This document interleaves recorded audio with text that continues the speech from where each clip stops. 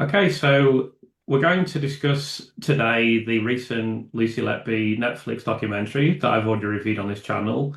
And I've got two experts here to discuss this with me who will be familiar to most people who've watched the channel. It's Stephanie Davies and Dr. Steve Watts.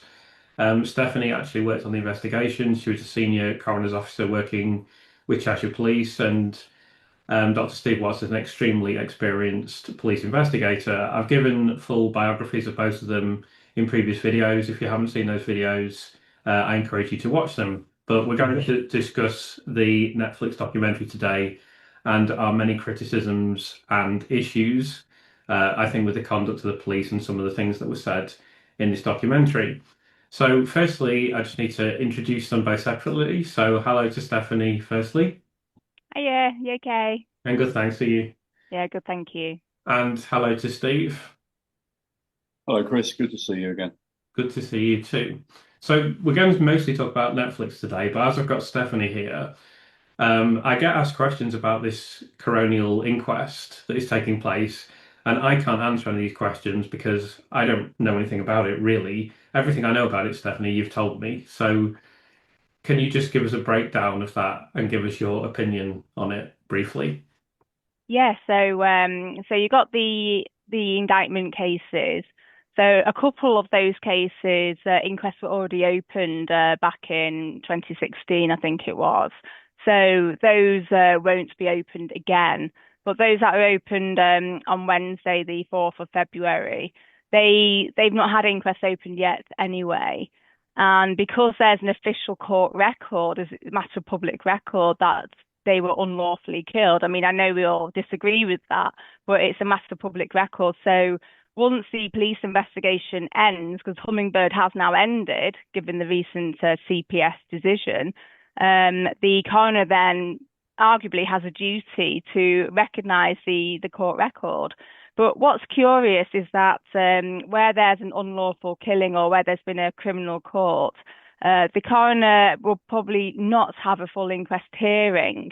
They'll just adjourn the cases sine die, which means I'll open an inquest, I'll suspend them with no intention of having a full hearing, because in effect, the evidence surrounding the deaths has already been covered at the criminal court.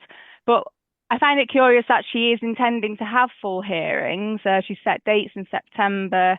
So that is going to be one of two objectives. So one will be just to recognise unlawful killing and not really look at the evidence itself.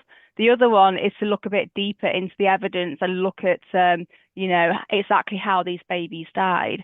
Now, I wrote to the Cheshire Coroner, more recently to the Chief Coroner, explaining that I'm concerned that the criminal court did not sufficiently address exactly how these babies died. It's assumptions were made, and the judge said, you just need to be confident that one of them's been harmed to place inference on the others. So arguably, that's not really covered exactly how they died. So could that be why the coroner's having inquest? I don't know. I don't know what her reasoning is. But essentially, we're going to hear nothing now. The inquests have been opened, they've been adjourned. Provisional dates have been set for September. I predict that they'll be pushed back because I think thorough will still be going on, and I think by then the CCRC will have referred back to the Court of Appeal. So I think they'll just keep being pushed back, and then it may actually be after the Court of Appeal have done what they need to do, then the coroner might go, right, now I'll have inquest hearings. Okay, that's great. So I hope that clears everything up for people. I mean, we could obviously discuss this for probably 15 to 20 minutes, but we're not going to do that today because we've got so many other things to discuss. But I might go into this with more detail with Stephanie in the future.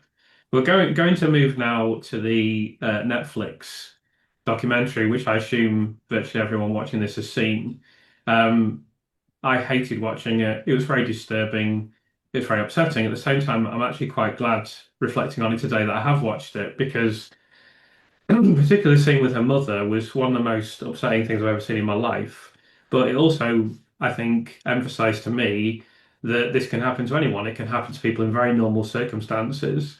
And we're not just fighting for justice for Lucy, we're fighting for safer and better criminal justice system and indeed safer and better investigation of criminal cases. Obviously, we don't think this should even be a criminal case, but um, before we actually discuss the documentary itself, I want to ask Steve about the tendering of the footage by Cheshire Police to various media companies, obviously including Netflix, and the kind of commercialization aspect of this whole thing. Yeah, I think there's some confusion. Certainly, I'm a bit confused at the moment around the extent to which a tendering process was undertaken. Some commentators said there was. I think Cheshire Police have come back and said that there wasn't. I think we need to know more about that. But as far as the whole issue of these sorts of police interaction with production companies, I think we need to be very careful in terms of what the police are trying to achieve. What's their objective in doing this? There is a case in some instances for the police to engage with broadcast companies to provide programming that informs the public about policing in order to provide reassurance, in order to demonstrate aspects of policing. And I think that's entirely right. And I've been involved in that myself over my career. But my concerns are about what the objective of this particular documentary was. What were Cheshire Police trying to achieve? Why did they apparently search out different production companies? And why did they end up with Netflix? I know that the production company were actually ITN, but I think it was known all along that it was going to appear on Netflix. Well, Netflix is an entertainment channel. There are documentaries on Netflix, I know, but generally, they're American and they're very highly sensationalized. And I think that's what happened here. And I mean, the description just there, and we'll get into it later, around the body-worn camera footage of the arrests is absolutely disgraceful. And my concern is that we don't know enough about what went on, and this engagement, I was going to say must, but should have been authorised at the highest level, i.e. the Chief Constable of Cheshire and the Police and Crime Commissioner, who has strategic responsibility for the conduct of policing in Cheshire, should have known about it. So the inference there is that they gave authority. So what exactly was the point? What exactly was the objective? What were Cheshire Police trying to achieve beyond entertainment? Because that's all I can see at the moment. It's sensationalist entertainment. And I don't feel that anybody who didn't understand the Lucy Letby story from the start would now understand how the investigation progressed and the issues involved.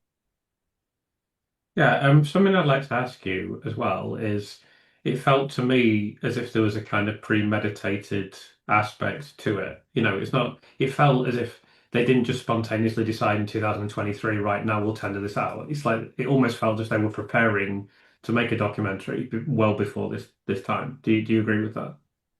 Well, that could be. I don't think any of us can know, but this was a very long-running investigation, and from very early on, I think people within the investigation and outside could see how significant it was going to be. Once they decided that Lucy Letby was the killer, she was clearly going to be one of the most significant serial killers in the United Kingdom, particularly of babies. And it may well be that down the line people were looking forward to how do we promote this? What are we going to do with this for the benefit of Cheshire Police at the end after the convictions? So it wouldn't surprise me if this has been in planning, involving the senior people within the investigation, the media department within Cheshire Police, and these production companies for quite some time. I mean, if it was broadcast this week, it's taken a long time to get to that point. I mean, better than I do, Chris, how long these things take. So you're right. I think it's been going for some time. Certainly I would think very shortly after the conviction, perhaps even before. Yeah. So what do you have anything to add, Stephanie, or do you have any kind of comments about the tendering process and the commercialization and the kind of ethics of that? Yeah, I mean, I know it's quite standard for police forces to discuss their investigations once, usually after they've got a conviction, and there are in some cases public interest purposes. But ever since I saw the promotional film that Cheshire Police did, I thought they're doing this to boost their PR. Sorry, I've got a cat here. They're doing that to boost their PR. And it does make me question, what are their motivations? Are they doing it for public interest purposes? Or are they doing it to say, look at us, aren't we great? And I think actually that's backfired on them personally. Yeah, I agree. I agree. If I can just mention as well, Chris, Oh, the issue around tendering and the commercialisation. I think we also need to know exactly how that commercialisation played out. I think it's understandable if a production company is going to use police resources, and there are a lot of officers from Hummingbird talking during the documentary. There were images of senior officers staring wistfully out of windows and pretending to read documents and pretending to write on them. So these people are being paid from the public purse to do a job of policing, and for that period, they're doing work for Netflix or ITN or whoever. So it's appropriate. There's some sort of remuneration for the organisation for those resources being used.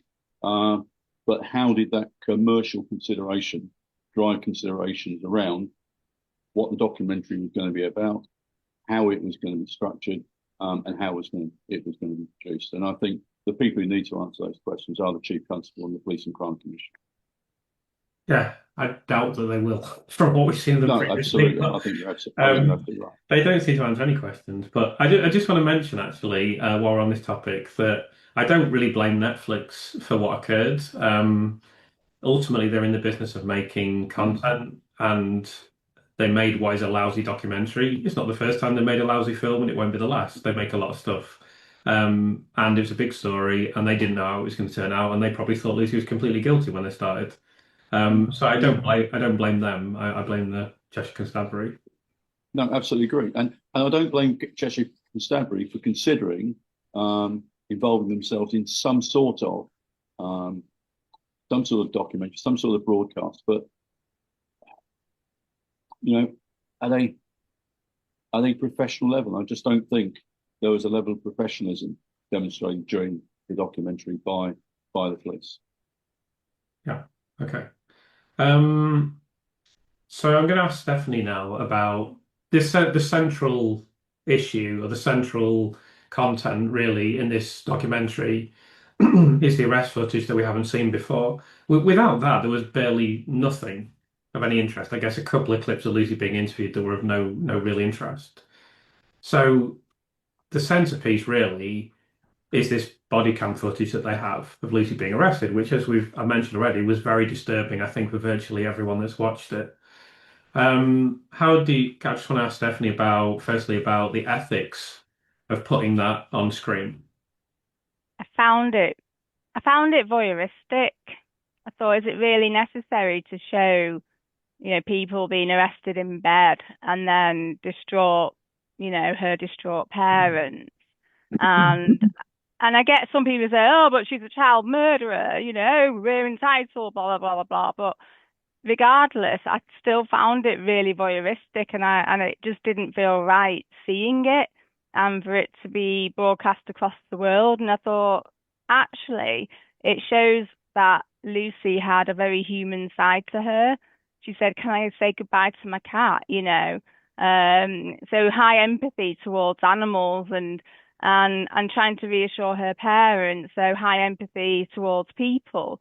And I thought, that's not the evil, cold monster that Cheshire Police and the CPS have made her out to be. This is someone who is really quite traumatized, horrified. These coppers are in her house, arresting her for murder and attempted murder. And even as that's going on, she's thinking of her animals, she's thinking of her parents.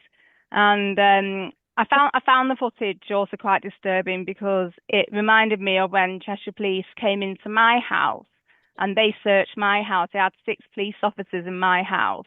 And it's all because I was a whistleblower. I'd raised concerns about the Wilmslow murders.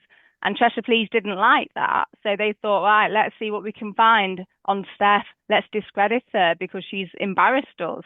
And you know, they went into my bedroom and they were, you know, going through my diaries and having the whole world seeing what Lucy's bedroom looked like and I just thought it doesn't even matter whether she's guilty or not. That is just something quite perverse about showing that.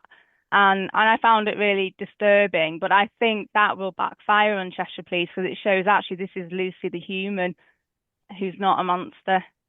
Yeah, I agree. I mean, for me, I mentioned this when I reviewed the documentary. I could so relate to wanting to say goodbye to a cat, and you know, that was just really upsetting for me. I mean, the whole thing was upsetting, but it just seems so gratuitous. As you say, even if she was cast iron guilty, but as there are enormous, colossal doubts over this case now, to broadcast what were really upsetting scenes, I thought was just awful. Do you have anything to add, Steve? Is there anything you'd like to say about that? Yes, I do. I think it was disgraceful, and I think Cheshire Police should be ashamed of themselves for what they've done. I agree with everything that Stephanie and you have said. It was voyeuristic. It was unnecessary. It didn't advise the narrative anymore in terms of the investigation, how the investigation was conducted, and the dreadful, harrowing experience of Lucy's parents. You know, whatever you think about Lucy, you know, whether you think she's guilty or not, what right did the Cheshire Constabulary have to broadcast that terrible event for her parents? I'm absolutely disgusted. And I think, as I say, they should all be ashamed of themselves. Yeah, I agree. Let's talk more about the kind of ethics of the arrest because you both have a lot of question marks about why it happened and the way that it happened. Um, so I think one thing I know you mentioned previously, Steve, is the handcuffing of Lucy. So we've seen that in black and white now in front of our eyes. Do you have any reflections on it now that you've seen it on TV? Yes, you know, originally before the Netflix documentary, we've just seen one occasion when she was dressed in the blue tracksuit when she was taken out of, I think, her house at that time. We've now seen other occasions when she was arrested, when again she was handcuffed. So handcuffs are a use of force by the police. Now, the police are entitled to use force in the appropriate circumstance if it is necessary, justified, lawful, and proportionate.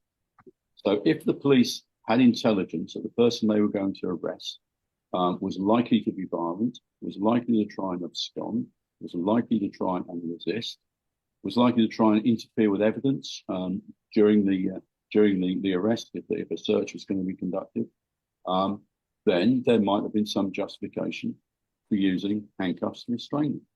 But the intelligence they had about Lucy, the information they had about Lucy, was that, you know, she was non-violent. You know, okay, people may say, well, you know, it's alleged that she killed babies, but she was certainly non-violent to adults. That she was not somebody who was likely to abscond.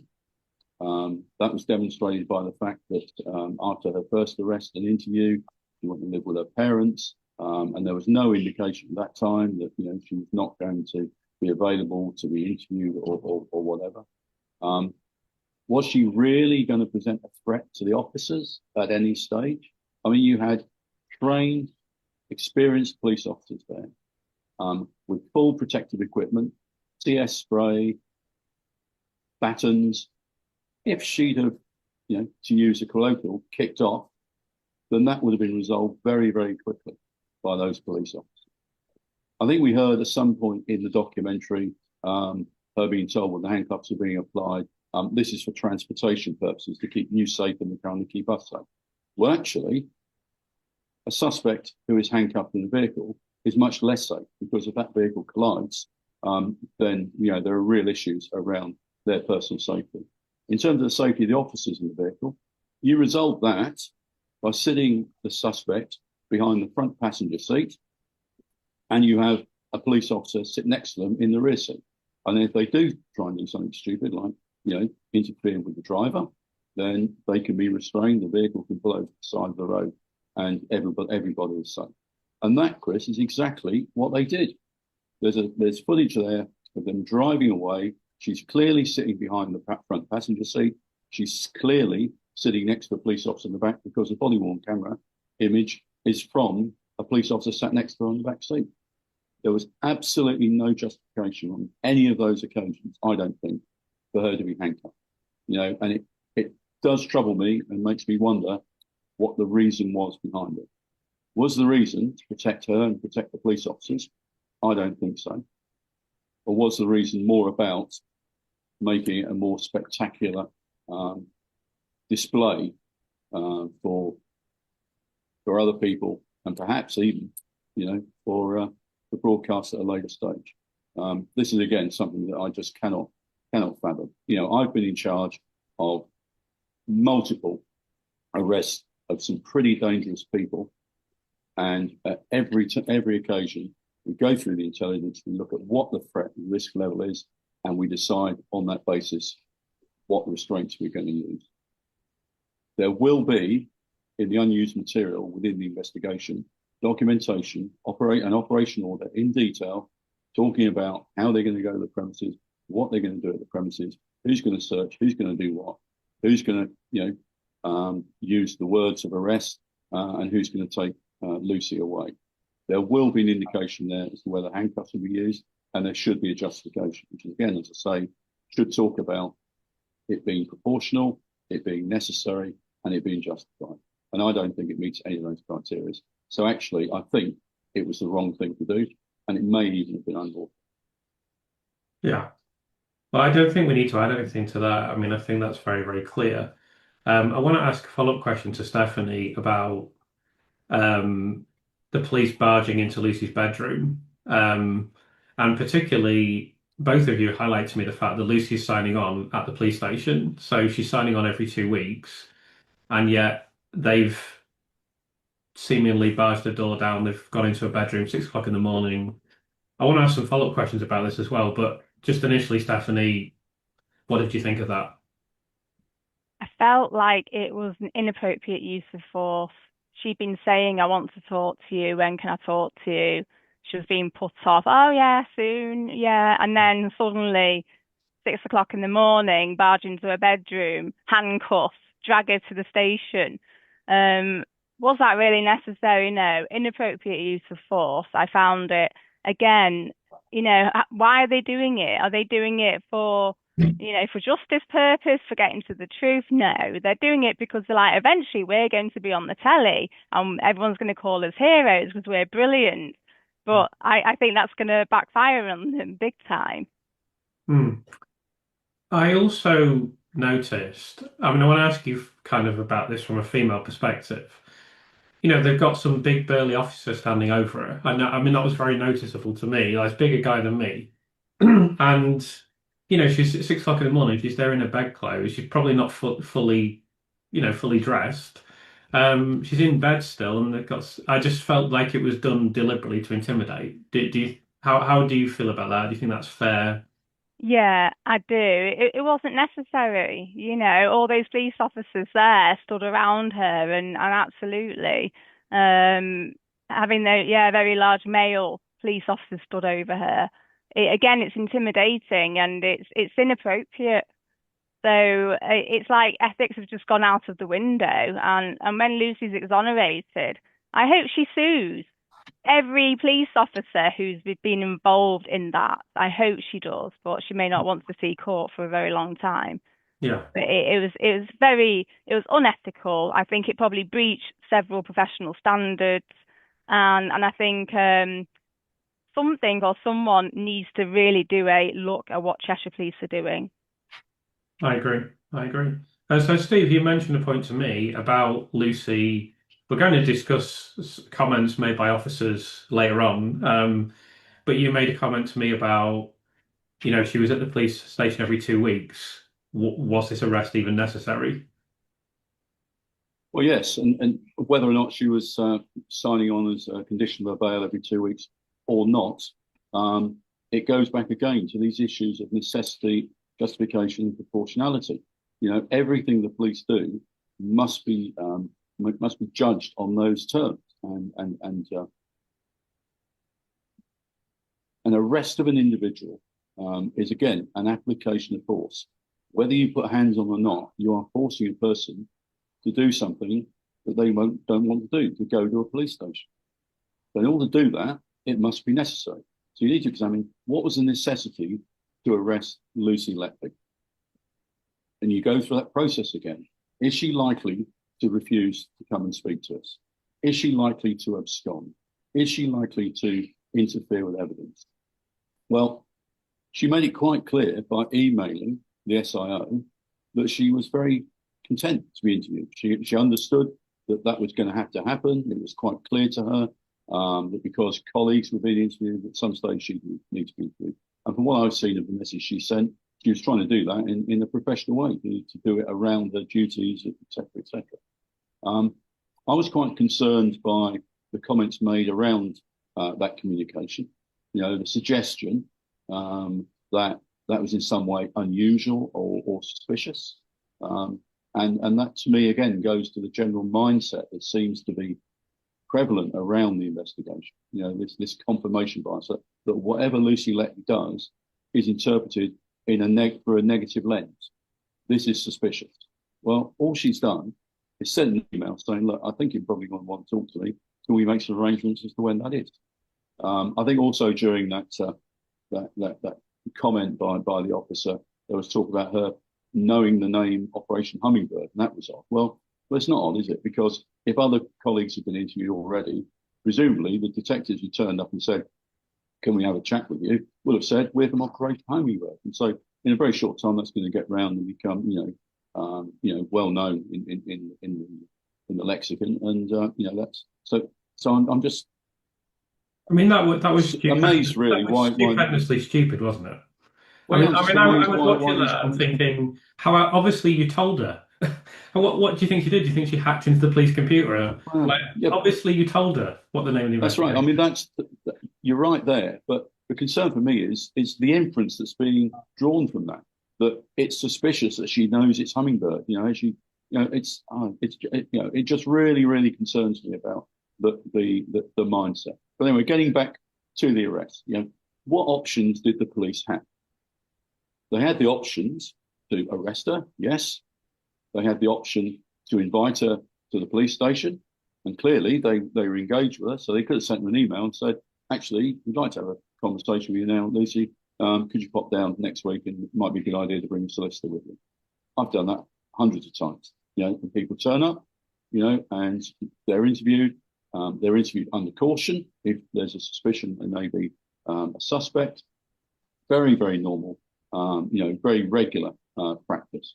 And as you say, subsequent to her first arrest, she was signing on at the police station. So they knew exactly where she was going to be once every fortnight. So they could have opened the door and said, Lucy, you just pop in, we want to ask you some more questions. And if she said no, then they might consider an arrest at that stage. What the officers might say in terms of, why the arrest was made, and certainly one of the officers on a documentary, is quite forthright. I mean, he said the best way to talk to her, in fact, the only way to talk to her was to arrest her. Well, that's absolute, complete nonsense. It's wrong. That wasn't the only thing that they could do. As I said, they could have invited her in. They could have waited until she turned up. They may say, well, we needed to arrest her in order to preserve evidence. We needed to preserve evidence, that might be at the scene. Okay, so they need to search her premises and perhaps even search her parents' premises when they know that she's staying there. They can get a search warrant from a magistrate. Given the information that they had, which they could have laid before a magistrate, they would have had no problem at all in getting a magistrate to give them a search warrant. They could have conducted a search and then said, we need to speak to you, Lucy.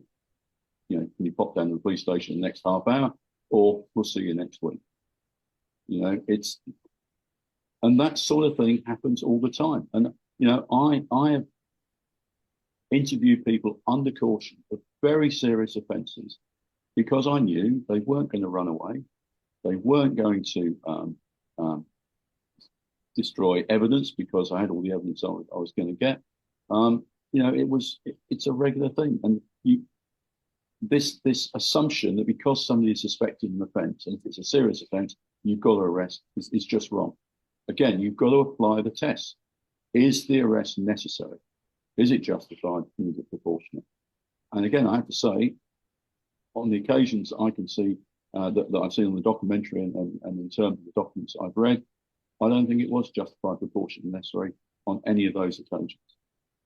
What it has done for us is actually it's been quite interesting because, of course, we now know that she was arrested in bed in a nightwear, which was a key issue at the court, when we all remember that the prosecuting barrister made great play of the fact that she had said that she was arrested in a nightwear, and he made the assertion that she hadn't been, that she was in a tracksuit, and therefore she must be lying, and that gave a lie to her general behaviour, i.e., that she was a liar, because if she's going to lie about something like this, what else could she lie about? So yeah, again, I think it's not good, and I think it's an idea, an insight into the general attitude of the officers working to investigate. Yeah, fair comment. So let's follow up on that. What I see other people now using the phrase Pyjama-Gate that I use first. So, which is not, it's kind of nice, but it is a particularly farcical aspect of the court case. But then also, we know that, and I picked up on this myself really. There were numerous representatives of Cheshire Police who were there every day, not just actually participating in the court case, but I know for a fact that the parents or the families were very heavily protected. Now, I'm not critical of that.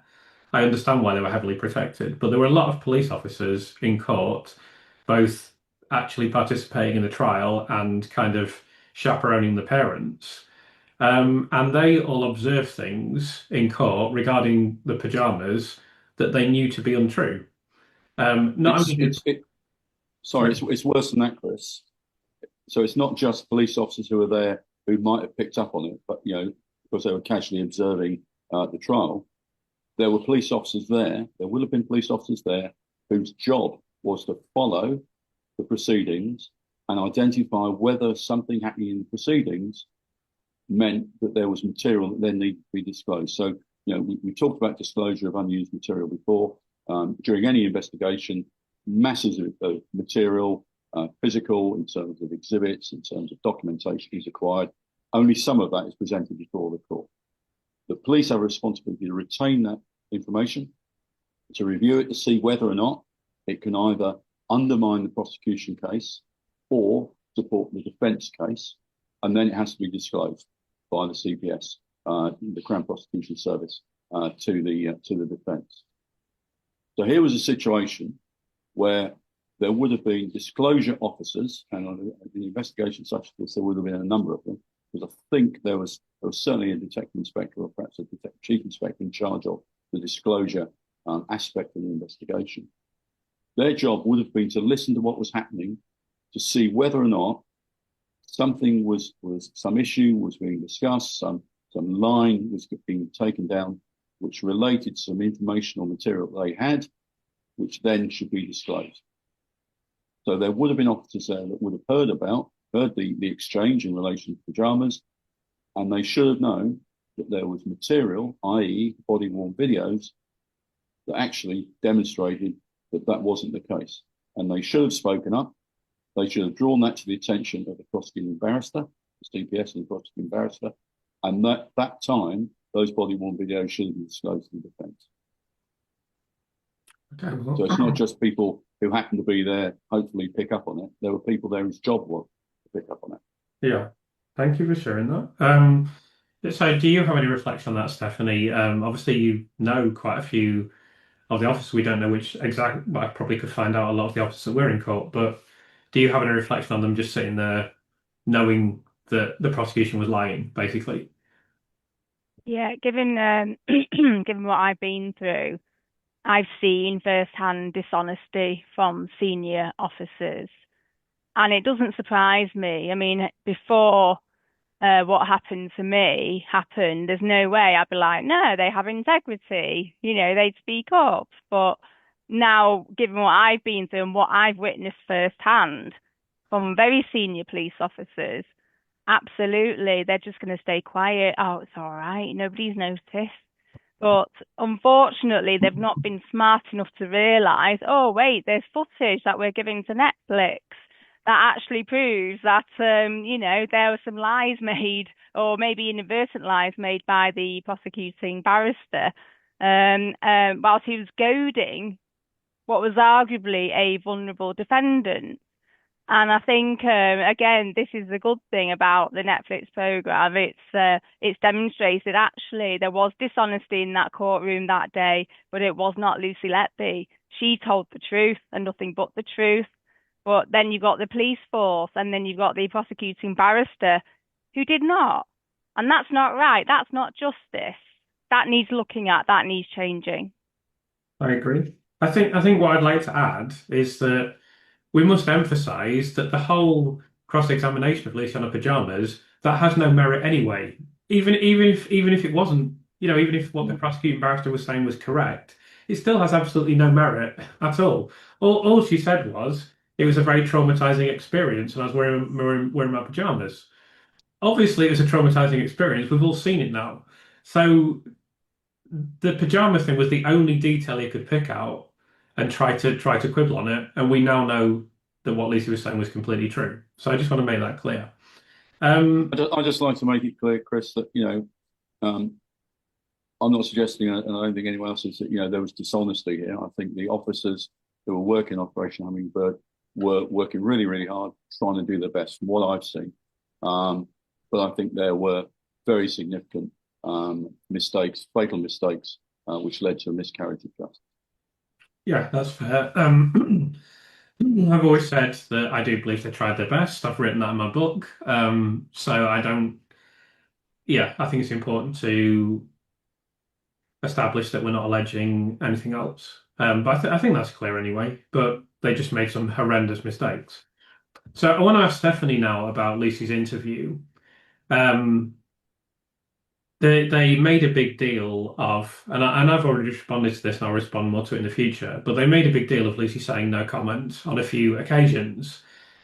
Now, I know that you've got a personal experience of this. So I wondered if you could kind of give your reflection on that, and indeed why she might have chosen to say no comment on what were a very few occasions from an extraordinarily long series of interviews. It was clear from the footage she was talking and cooperating, answering the questions. I found it quite concerning that the female detective was, trying to read into. She was thinking about her answers. Yeah, so, and it's like sometimes she would like say things that where she was really clear on the procedure, but when we actually tried to drill down to actual events, she couldn't. She was evasive. Well, no, she couldn't remember. They were years before. So I remember in my interview under caution, I mean, by then I'd already submitted, I think it was a 28-page defence statement, very, very detailed statements about what had happened with the Wilmslow cases and my report and how it was leaked. And but I was made to do an interview under caution. They wouldn't accept all the detail I'd given them already. And when it started, my solicitor had said to me, just say no comment. And I was like, but I want to talk. I've only got the truth to tell. And even one of the interviewing police officers said, Steph, we can tell you want to talk. We can tell, but it is okay to say no comment. That is okay. Because I felt awkward saying no comment. But as I got all these questions fired at me, I could see the direction it was going in. And I could see that they have determined that I'm guilty, that I'm bad. They're not even listening to me. They're not even, taking into account anything I've said in my defence statement. They're not looking at the exculpatory evidence that I've produced. They've ignored all of that. And their line of questioning was at times unethical. This is what you wrote in your diary. 5 years ago, you wrote this, blah, blah, blah, blah, blah. That means that you weren't thinking rationally when you wrote your Wilmslow report. Really? You know, what qualifies these detectives to suddenly give psychological opinion? You know, that's wrong. And so when I saw the direction it was going in, my no comments were like more no comment, and I was getting angry, and it was and I could see that in Lucy when she started saying no comment. I thought she's had all these questions fired at her. She's answered them truthfully time and time again. And then they're just not listening. They're firing the same thing, but you did it. You're guilty. You did it. And then so at the point she's like, you know, her solicitor's probably gone, you might as well just say no comment. They're obviously not listening. They obviously don't want to see the truth. They obviously, you know, have an agenda here. So she's gone, no comment. And I related to that. And then you've got this detective going, we could see. She then started saying no comment because she saw that the evidence was against her. No, she was sick of how biased you were being. You were being incredibly biased and you weren't seeking the truth. You know, I don't know who thought of that interview strategy, and I know I'm not a police officer myself, but I thought it was pretty piss poor.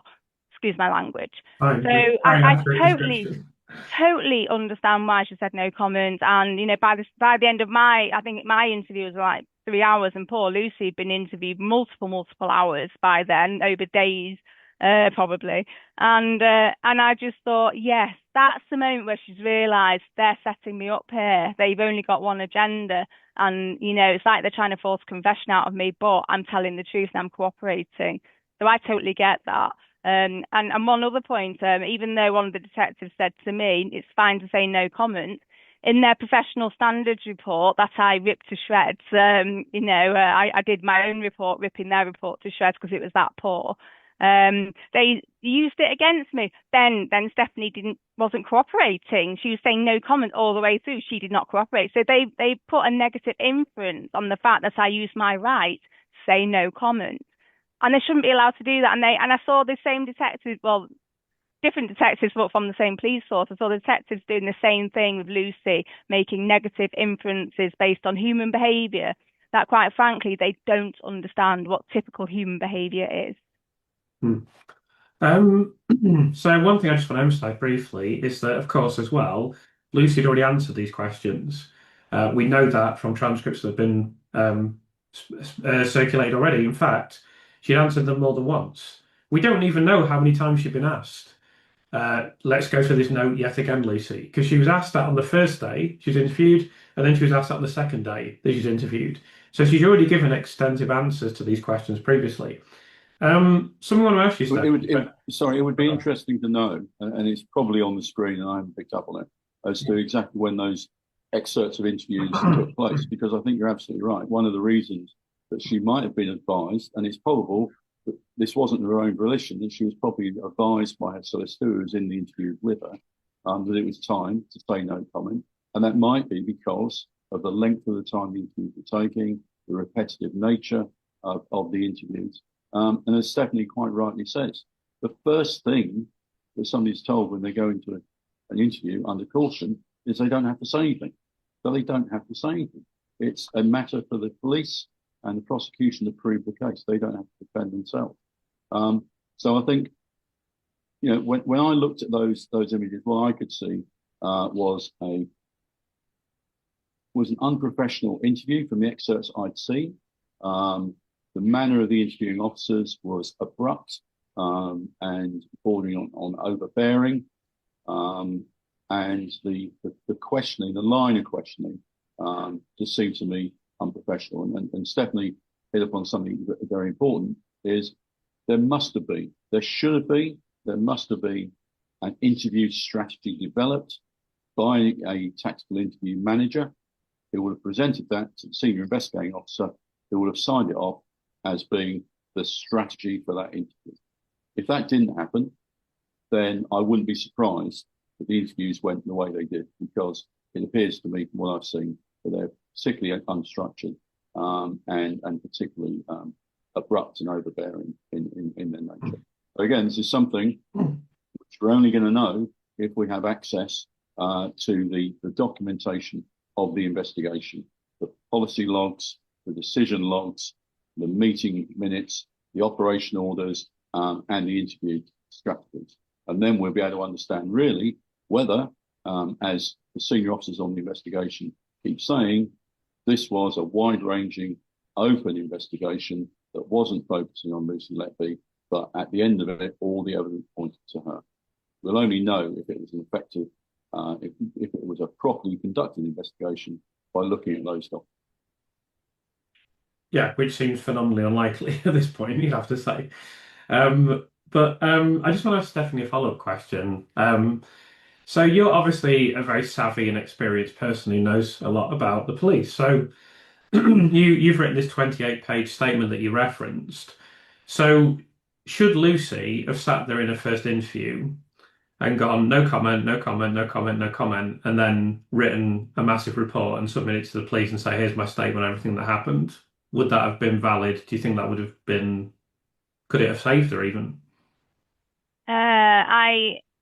No, it wouldn't have made any difference in my opinion, because Cheshire Police took no notice of my valid statement. Everything I say, I substantiate. It's all about evidence. So everything I was saying in my statements, I backed up with evidence. And it's just like, oh, that doesn't matter. Let's look at what you wrote in your diary a few years ago. You wrote this. And, I'm like, hang on a minute. This is about me reaching out to forensic experts about murders because Cheshire Police made mistakes in those historic investigations and they're refusing to look at them. And because, I raised my concerns with them previously, but they just like, oh, too busy to read your report, sorry, but keep working on it and, keep talking to experts. That's what I was given that permission by Cheshire Police. So it was just absolutely ridiculous. Sorry, I don't even know if I've answered your question because I completely forgot what your question was. No, you just said it wouldn't have helped her. So no, oh yeah, that's right. No, it wouldn't have, and I gave such a detailed statement. I shouldn't have even needed an interview, but they really wanted to. They had an agenda, and they wanted to humiliate me. They wanted me to react. That it was such an unethical interview, and I thought I've given them all the information they need. They've searched my house. What more are they going to do to me? Are they actually going to start looking for what I believe is a real killer? No, they still haven't done that. Yeah. So while we're on this topic, we all were aghast, I think, at this comment of Simon Blackwell that, first of all, he started to say arresting Lucy Letby was the best way we could speak with her. And then he went, oh no, it's the only. I think he realised he dropped a clanger by saying the best way, because that implies there were other ways we could have spoken to her. And then he went, oh, it was the only way we could have spoken to her. So I was like, really? Really? Why did you speak to everyone else without arresting them then? So yeah, do you have any comment on that firstly, Stephanie? I found it a ridiculous comment to make, and I thought, oh my God, there's going to be police officers across the country, possibly across the world, going, what a stupid thing to say. It's not the only way, the best way. How ridiculous. It's like, oh, we now think she's murdered babies, and this is what we're going to do, inappropriate use of force. Oh, and let's make sure we film it so we can sell the rights to Netflix at a later date whilst we're all congratulating ourselves.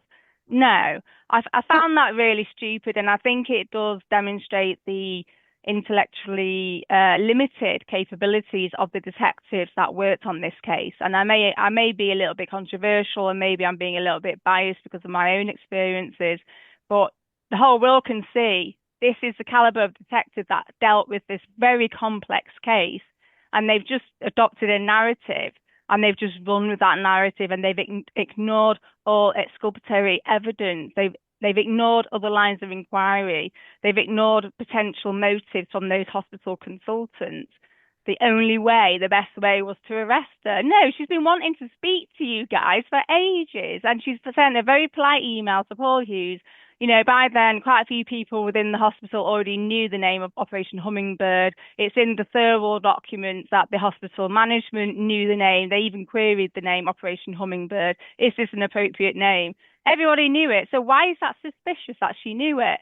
Like you said, Chris, she's not hacked in to the police computer, the devious, evil mastermind that she is. How ridiculous. Sorry, I'm going off on one. So you might have to turn over to Steve before I start swearing. No, that's fine. That's fine. I would just say that we don't know yet whether lines of inquiry were ignored.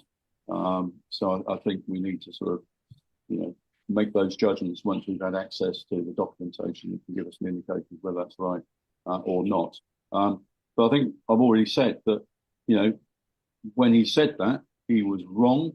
He was wrong in law. He was wrong in terms of police procedure and guidelines. He was even wrong in terms of the Human Rights Act and the European Convention on Human Rights, because that's where the criteria of necessity, justification, and lawfulness comes from. It's about, is an action being taken by the state necessary, proportionate, justified, and lawful?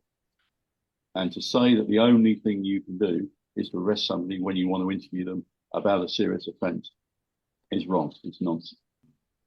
Let's talk about, someone mentioned Lucy emailing the police. So this is a very long time before this arrest takes place. So do you have any reflection on that, Steve? Yeah, again, I think we've already spoken about it. I think that is an understandable thing to do. She was clearly quite an organised person when you look at, the way she worked and other aspects of her life. She would have been aware that the investigation was going on. As we discussed, she'd heard the word hummingbird, probably from people who'd already been interviewed. It was becoming, well known around the hospital. So, an organised, sensible thing for somebody in that position to do when they know they're going to be interviewed, say, well, hang on, when do you want to do this? I'm available. I'm working on this shift, on that day, on that shift. So, tell me when you want to speak to me and I'll come in. I think it's an entirely understandable thing to do. And I think it's inappropriate to draw, negative inferences from that, which the documentary does, suggesting that was suspicious, that she would want to try and, get herself into the inquiry, would want to, come in and say things, had something to get off her chest almost. And at the same time suggest that her knowing the name Hummingbird was in some way suspicious. Again, complete nonsense. Stephanie touched on this already. They made these comments about Lucy being evasive during the interviews, and Stephanie gave exactly the explanation that I gave in my review, which is Daniel Stonier makes these comments about, when she was asked about general things, she gave quick answers, and then I've already explained this myself. Stephanie's explained it, but do you have any comments on that assertion? Yeah, absolutely. I do. Again, this is drawing inferences from behaviour that they're not qualified to do, and are completely inappropriate. Even from the short excerpts we saw of the interview, when Lucy's being asked things like, tell us about your daily routine, tell us about how you look after babies on the ward, tell us about how this might work or that might work.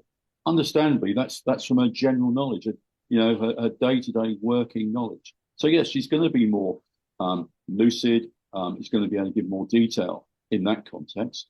But then she's asked about the specific circumstances surrounding individual babies, some of these occurrences having occurred 2 years before. Now, yes, it's dreadful, it's traumatic that a baby has died in any circumstances, that any baby died in that hospital.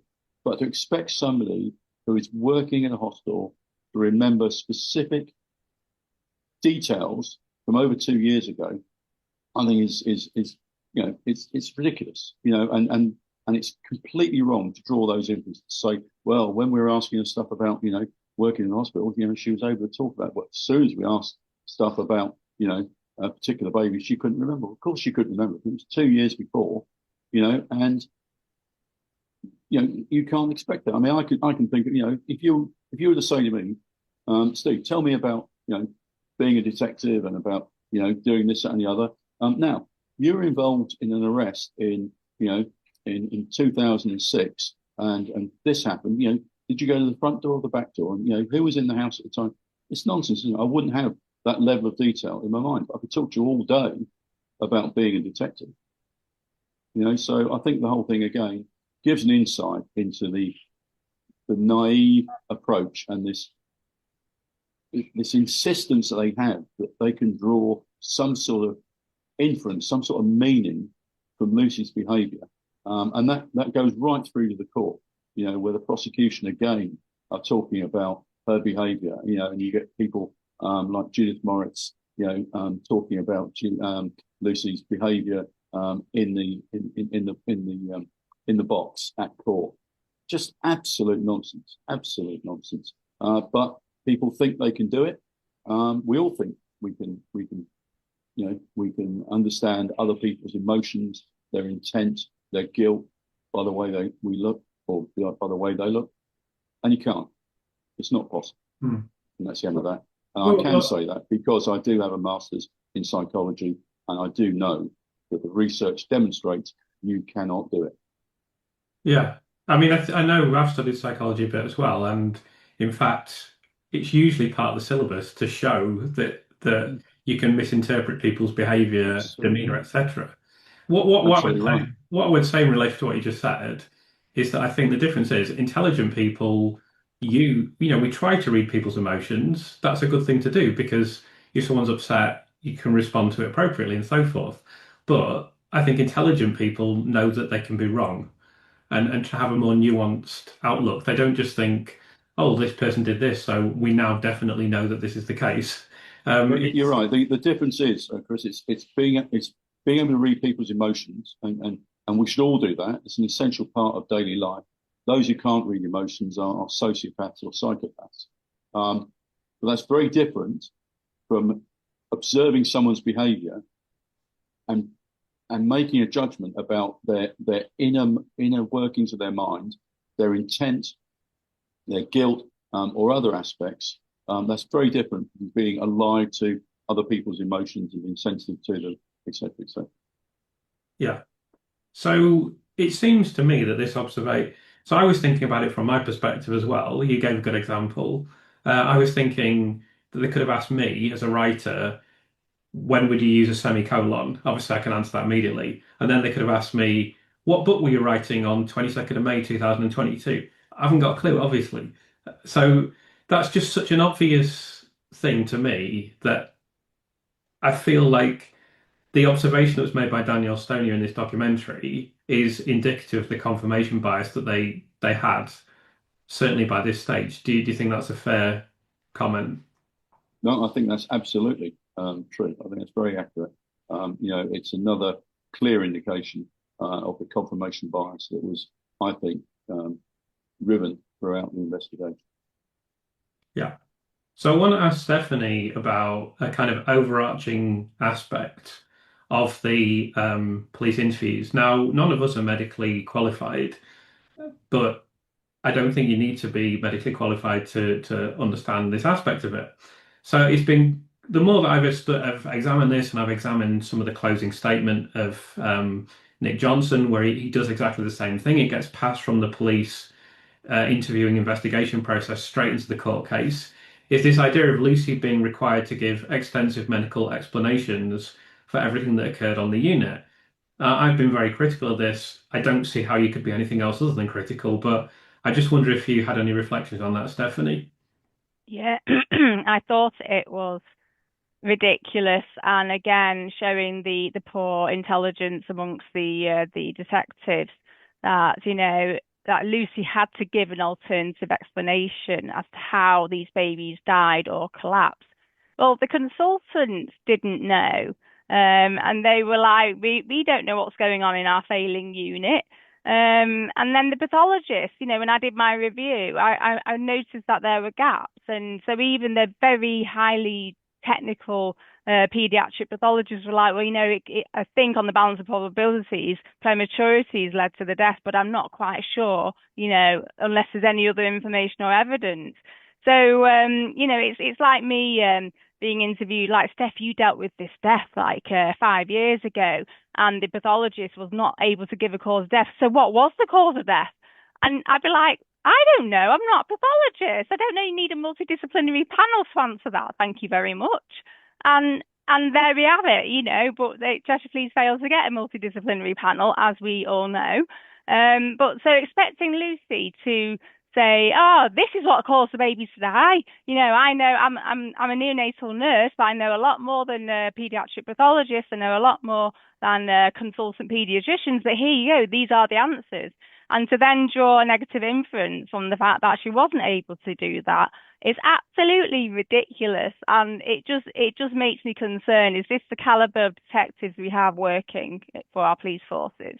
And maybe I'm being a little bit unfair because I know that the interview strategy would have to be signed off by somebody senior. But still, I just think it's completely unfair. And again, yeah, it shows their tunnel vision. It shows their bias. It shows their lack of understanding. You know, I've said a few times now about this investigation, whilst it is normal for murder investigations to be done by the police and the coroner steps to one side, the coroner really needed some active involvement because the coroner and their coroner's officers has a much better understanding of medical procedures.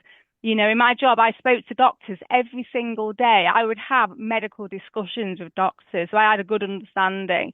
And then the coroners in court, they would ask doctors questions and they would go through their evidence. And sometimes, you know, we can tell when doctors are not quite telling us everything they should be telling us. We can tell. Police officers, in my experience, especially with Cheshire Police, their medical knowledge is very poor. So they, you know, and I think that's demonstrated through that line of questioning. Well, you need to explain how these babies died then if you didn't kill them. No, she doesn't. How ridiculous. And that's pretty much all I've got to say on that one. And that's absolutely great. Do you have anything to add, Steve, to these comments? Yes, I do. When I first joined the police many years ago, the objective of an interview was often to get an admission. You know, that was from the outset, that was the intent of the police. We're better than that now, and I was part of the development of investigative interviewing across the British Police Service, to the extent that an investigative interview now should be about obtaining the maximum possible evidence from a witness or from a suspect in an ethical way.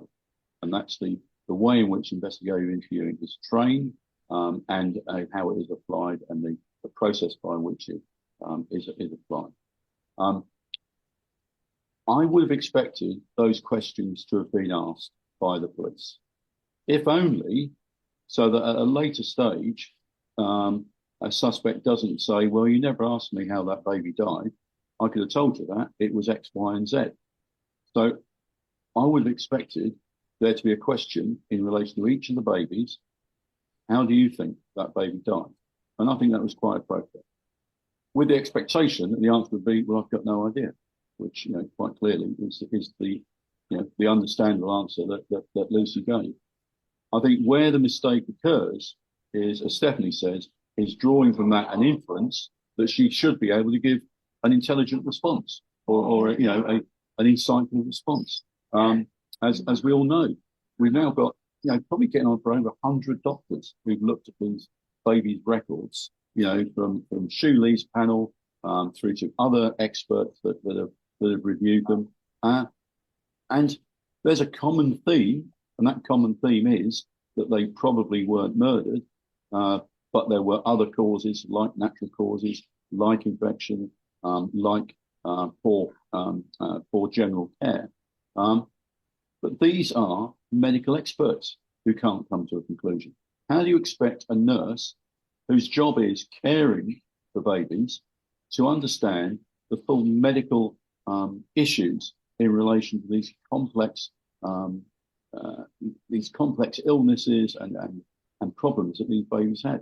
It's complete nonsense. And my concern is that that was then taken into the court, and it was suggested to the jury that there was an issue, or it was suspicious that Lucy couldn't give an explanation. It's not her job to give an explanation. It's the job of the prosecution to prove beyond reasonable doubt. And clearly, you know, they haven't done that in this case. The other thing that really concerns me, and I'm not sure the extent to which she was interviewed about it, because I've not seen any material, was the issue around the insulin deaths, or the alleged insulin deaths. The fact that she, through her defence, agreed that there had been insulin poisoning, I think is really inappropriate. Again, how on earth can she say that? And we've now got loads of experts in immunology and other fields who say the tests were unreliable, that there are aspects of a neonatal baby which mean that C peptides show up to a greater extent than in pediatric children or in adults. Again, there's a whole raft of debate around this whole insulin thing. What on earth was her defence doing, making an admission that, yeah, there must have been an insulin poisoning? And then, of course, the question that she's asked, understandably, by the prosecution barrister is, well, you accept these babies are poisoned, don't you, Lucy? Yes, I do, because she's been told by her barrister to agree to it, because that's what they're going to agree to. It's a statutory acceptance of the evidence. And then, of course, it's in the jury's mind, well, if you accept they were poisoned, and, is it, likely that she's the poisoner? If she's the poisoner, then isn't it likely she's responsible for these other deaths that have been committed by various means? So I think this is a really big issue. So sort of summing it up, really, and I've gone on a bit of a ramble. I think it was right for the police to ask the questions. I think the issues are around how her responses were misinterpreted by both the police, the Crown Prosecution Service, and by the prosecuting barrister. So I just want to give an opinion on one aspect of something that you said. So you mentioned that back in the dim and distant past, you'd be trying to get a confession essentially out of the interviewee. So it seems to me that would still be a legitimate thing to do if you were very confident the person was guilty. In this situation, in my view, there's been very mixed messaging from the police on whether they were arresting Lucy as a suspect or whether they were trying to find out information about what happened at the hospital. And, it would be up to them to explain why the messaging has been so mixed. Obviously, I've said things about my view on that, but on the one hand, they have claimed, oh, Lucy just knew more about the case than anyone else. And they did say that in this documentary. They said the first interview, we were trying to find out more information, and then later we were starting to view her as a suspect. So they implied that they didn't view her specifically as a suspect in the first interview, but then they've also engaged in this strategy that you have described from your knowledge as, inappropriate. So I think that's quite an interesting aspect of it. Yeah, and just picking on what you said there, they couldn't say that she wasn't a suspect in the first interview because she was under caution. The only reason somebody's given caution is because they're suspected of committing an offence. Yeah. And that's a protection for them as much as anything else to ensure that they're careful in terms of what they say and consider their responses. The training, the manual, and all the guidance around the investigative interview across the police service in the UK now is about, this is not a search for a confession. It's an exercise to obtain the maximum information possible, the maximum evidence possible from the interview, from the conversation with a witness or with a suspect. And that's the entire focus. And there's a whole structure around the way you approach an interview, how you plan for it, how you engage initially, the account that you get, how you conclude the interview, and everything else. It's a reasonably sophisticated process, but it is very, very focused on, this is not a search for the mission, but they will use methodology such as trying to develop rapport. Now that's not underhand, that's not suspicious, but people generally will speak more to you if there's some sort of rapport, rather than if you're browbeating them and threatening them and everything else. So, the police, thankfully have moved on a long way from that. I just don't think from what I've seen, I just don't think that the interviews were done very effectively. But in terms of, should she have been interviewed as a suspect? Yeah, I think she probably should, because people had pointed the finger at her. And there was some evidence to suggest that she had been around when babies had died, not very much. So I think it was right to treat her as a suspect. But I think other people at the County Chester Hospital should have been treated as suspects as well, and should have been interviewed under caution. And they weren't. Yeah, fair comment. So we heard this new argument that we'd never heard before in this documentary. They obviously focused on the anecdotal evidence quite a lot because they collected that evidence, and I think they don't really understand the medical evidence. So they mentioned this new argument about the handover sheets supposedly being stored chronologically. I think this is a claim that has absolutely no merit because we know they were found in multiple locations.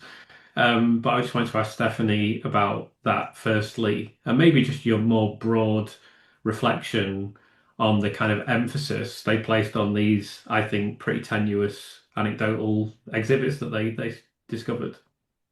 Yeah, again, they made inferences. Um, yeah, so they were handover sheets, they're not medical records, and they were describing in the program highly confidential medical records. Hang on a minute, put the context there. Handover sheets, something that medics will have, and sometimes, yes, they do inadvertently go home. Remember, Lucy was working very long hours, and yes, she was organised and methodical in her work. Doesn't mean that at home everything was organised. It may have been, I brought these home again. I'll just put them to one side and I'll deal with it another time.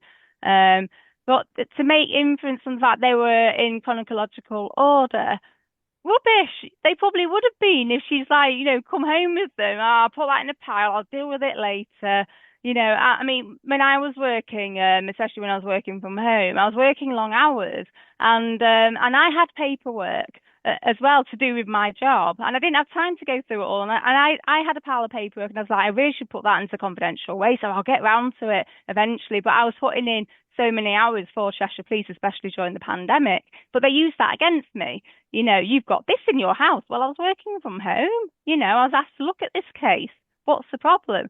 So it's again, Lucy gave a really reasonable response, but they drew inference from it, negative inference, again, showing their bias.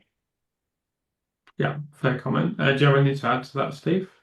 Yeah, agree absolutely with that. I mean, you know, as a working detective, I would have handover notes. I'd give handover notes to people, as you're coming on and off duty. And very often I'd go home and they'd be in the pocket of my jacket. I might leave them there. I might take them out and put them on the bedside table, intending to take them in the following day. But and some would just sit there for days and weeks before I got round to taking them back. Again, these weren't confidential documents. These were scribbled notes from a colleague saying what they'd done in relation to a particular investigation or what needed to be done, during the period as I was on duty. That's my understanding of what these notes were. So I can think it's absolutely understandable why she might end up taking them home.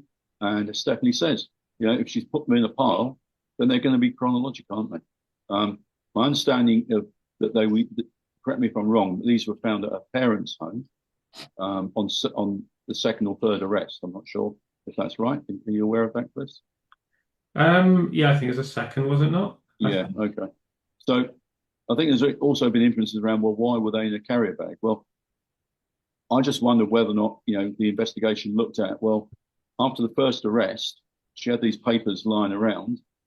So she was moving to stay with her parents because her bail conditions didn't allow her to stay at home. So she picked them all up and put them in the carrier bag. And that's why you had 250 of these documents sat in a carrier bag. If we're going to go into inferences about what people may or may not do in certain circumstances, wouldn't you expect a serial killer to shred and get rid of all those documents before the police came back? That might be an inference you might want to draw. Yeah, fair comment. So I was sitting there watching. I'm not going to discuss the kind of supposed confession notes and the other notes because they've been done to death, and Yeah. we know that it's not confession. But I do. I was sitting there watching the documentary, and I was thinking they're not going to bring up the diary. I mean, surely they're not going to bring up the diary. And I sort of half thought they probably will because they probably think it's legitimate evidence. And of course they did. They did bring up the diary, and I mean, I just find this utterly incredible that they are still trying to assert. They even mentioned the initials. They even mentioned the initials that have been completely debunked now. And the new comment, the new evidence in relation to the diary was that Lucy wrote an asterisk in a diary at some point, and they seriously asked her about this, and she was completely nonplussed, like perplexed, bemused by this question, and they tried to infer some sort of suspicious aspect to this. I just find this unbelievable. Can I ask you, Steve, your reflections on that first, please? Yeah, if it wasn't so serious and if it hadn't led to such serious implications, it would just get wearisome and stuff, wouldn't it, really? I mean, a diary where she puts an asterisk in and says, yeah, sometimes, something happened at work, I'd asterisk it. What does it mean? What does it, how can you possibly relate that to homicidal behavior? What's happened here is all of this circumstantial material has been piled up into like a bonfire, so that that one element of it doesn't mean anything.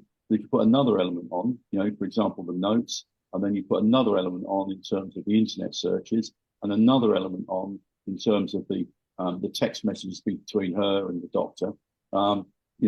It builds up to something that means something. Well, it's like multiplying 0 by 0. What do you get? You get 0, don't you? If you multiply 0 by 0 10 times, you still get 0. So just because there are lots of pieces of material that the police think are suspicious doesn't mean that the quantity makes them any more suspicious. When you look at each one of these issues, it is impossible to draw an inference between that and murdering and injuring babies. Yeah, I agree entirely. Stephanie, I'm sure you'd like to comment on this as well. Yeah, I remember in my interview under caution, these detectives going through my diary saying, what does this symbol mean? This means, and then they give this whole absurd thing that they invented in their head and had absolutely nothing to do with the report and the concerns I raised about the Wilmslow murders. They were like, this symbol here, this means, and then they were just drawing inferences from it. And they've done exactly the same thing with Lucy. And my diaries had absolutely nothing to do with the report I wrote. It was just like they just wanted to do something to humiliate me, to embarrass me, to try and get me to react, and I just thought this is an unethical interview technique. Who authorized it? Well, actually, I do have an idea who authorized it, and I will one day speak more about that. But it was just the same sort of thing I was seeing on this Netflix. Oh, she put this mark on this date. What does that mean? Well, it probably means it was a significant date. She might have to provide a statement for a future coroner's inquest. It's anyone that's dealt with a death of a patient, they're aware there could be a coroner's inquest or there could be a root cause analysis within the hospital. So they may be required to give statements. So I better put a mark on that day, and I might be required to give information. And it may, who knows, handover sheets. I'll hang on to those for the time being because I might be required to give a statement. It's perfectly logical explanations, but to say, this means that you're a serial killer and you did this because you murdered somebody, I find it insane. And I'm like, who is training these detectives? I feel like police sources, I think this police source has set back all police sources 20, 30 years.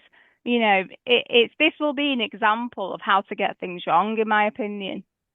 I've probably asked this question before, Stephanie, but do you think there were dissenting voices? Because if I had been working for the police, I mean, I don't know to what extent every officer gets to hear about every aspect of the investigation, but if I'd have been working for the police and someone said, "Oh, we found this diary with a code," and I'd be like, "Oh, really? That's interesting. Can you show me it?" Oh, yeah, there's this couple of initials here, and then there's an A. I'm like, what? What the hell are we doing? This is absolute Yeah. rubbish. Do you I think there mean, were dissenting voices? possibly. I mean, I'm not going to name names. It's not professional to name names, but my personal experience when working with senior police officers is that sometimes they don't like being challenged. And this is my personal experience. I'm not saying that it's like that everywhere. But my personal experience, because if I see something that's not correct or there's a potential flaw, then I'm not afraid to challenge it. And I have crossed swords with senior police officers in the past where I felt that they were being too close-minded about a certain thing. So very possibly, and it may well be that that senior investigating officer said, "Okay, good point. I'll log it in my day book. We'll look at it." Or they may have just gone, "No, you're talking crap. You know what I think is right." I don't know. But yeah, it's very possible. But were they heard? Were they listened to? I don't know. And who knows? We may end up getting some whistleblowers in the future. Yeah. Perhaps. So all senior police officers, senior detectives, who are trained to investigate homicide, they have to be accredited to that level. So they have to be trained. One of the things they're trained on is the core investigative doctrine. That's how you investigate any crime, and on the murder investigation manual. And in this context, the document that I wrote, the addendum to the murder investigation manual, the investigation of deaths in healthcare settings. So they should have been through with a fine-tooth comb all of those documents. It is absolutely clear in the murder investigation manual that it is a responsibility of the senior investigating officer and his or her senior command team to ensure that there is an open and inclusive and an environment within the investigation where people feel that their voice can be heard. It's their responsibility to create that culture. There is a section in the murder investigation manual which talks about the dangers of confirmation bias and investigative bias, of groupthink, and there are methodologies outlined in the murder investigation manual as to how that can be minimised, i.e. to have meetings where senior officers invite challenge by asking questions like, are we going down the right path here? You know, are we making the right inferences? Are we making the right decision? The core investigative doctrine, as I say, is the more base document, which is how to investigate any issue within policing. Talks about the mnemonic ABC. ABC. Assume nothing, believe no one, challenge everything. You know, and that was a mantra that I tried to reinforce, every day when I was a senior investigating officer. You know, challenge me, challenge any assertions to be made in this investigation. Because if we don't do it, it'll be challenged at court.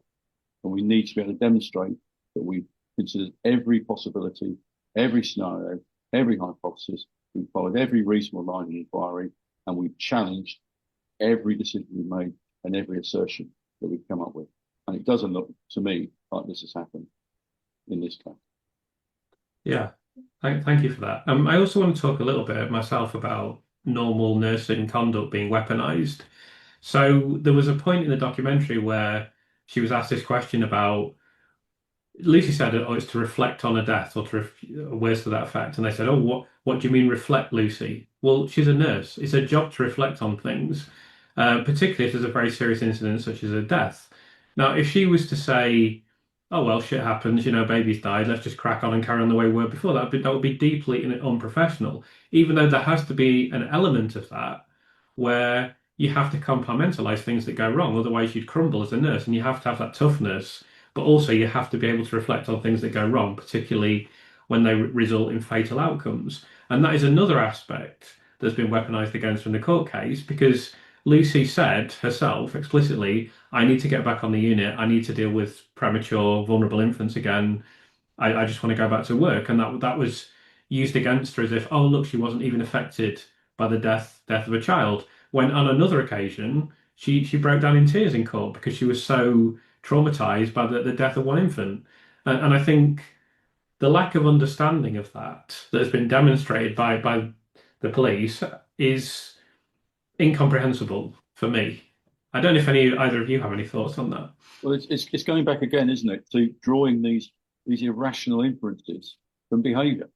You know, thinking that the fact she wants to get back to work, you know, as a coping mechanism, perhaps, you know, is suspicious. You know, where does that thought process come from? I really can't understand. You know, it just seems to me that everything that Lucy Letby did was interpreted through a negative lens, and that's the definition of confirmation bias. You know, it appears they were convinced that she was a serial murderer, so everything she did Everything they found was pointing them towards confirming that hypothesis. And I don't think anybody was challenging that. Yeah, fair comment. So, one of the things that stood out to me during the interviewing process was that the police said, right, we've already agreed this is ridiculous, but the police said we want Lucy to come in and give explanations for things that happened on the unit. And of course, she also gave a lot of reasonable explanations for personal documents, why, etc., etc. It seems to me that they entirely ignored everything that she said and all of the explanations she gave, even though they said that was the reason for questioning her. We wanted to give explanations. So I just wonder if you agree with that, Stephanie, and if you have any kind of broad observations about that. Think we've kind of covered it. I don't think I've got. I mean, she can say from her perspective, and I don't know if it was covered in her interviews about her filling in the Datix forms. I think that should have been covered in her interviews. She was concerned about things going wrong in the unit, and she was doing what any professional should do. And there is some arguments that she may have been a bit of a whistleblower, because it may have upset some of those people, those consultants that are in charge of the running of that unit. Yeah, I don't think I've got anything further to add. No. Let me just mention that, for example, they asked her about the handover sheets. So they said, "Oh, why have you got these handover sheets?" And then she gave, several times, in fact, what is a very reasonable and plausible explanation for those handover sheets. But then they just still used it as an exhibit Yeah, and seemingly completely ignored her. Do exactly. you have any comment on that, or just anything to add? No, she gave a reason. There are absolutely valid reasons, but the police, and they said it themselves, they were treating them as highly confidential medical records. No, they weren't. And this is the thing. Police officers, in my experience, they don't know. They don't tend to look at medical records themselves because they don't understand it. Coroners and coroners officers do. We do understand it. And so I think making that distinction is really important. They weren't medical records. They were handover sheets. That's completely different. I had the equivalent, every morning when I started work, I'd have to log all the deaths that had happened overnight, so that had come through to the coroner or that the police had attended. And I'd do a summary for all senior police officers. And I made notes. And, it's like, okay, this death, is treated non-suspicious, but the X, Y, and Z is now happening with regards to this death. So I wrote my own notes, and they were in my house, and I was working from home anyway. So it's the equivalent thing, and knowing my experience with Cheshire Police, they would have interpreted that as highly confidential police material in your house. What was it doing there? I'm like, hang on a minute, think about it. And it's the same sort of thing. So again, negative inference is being made out of nothing. Hmm. Yeah, so Steve, do you have any kind of comment Yeah, on as as you might expect from my description of the manuals and the training around major crime investigation now, it's a pretty sophisticated process. But it's a process. It's almost an administrative process. So the stuff that you read, in novels, you see on TV, about exciting investigations, very rarely is that the case. An investigation is about gathering as much information as possible, analysing that information, doing something with that information until you get to a point where there is a robust hypothesis in terms of whether or not an offence has been committed, and there are question marks around that in this case, and if so, who may have committed that offence.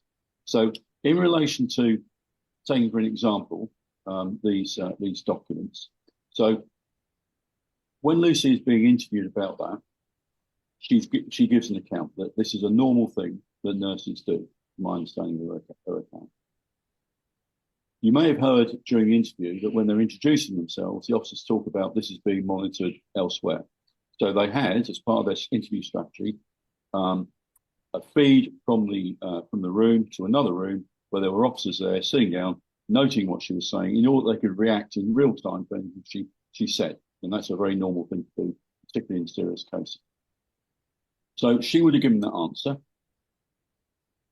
The job of the investigation then is to use her interview as any other piece of information that comes into that investigation and analyse it line by line by line.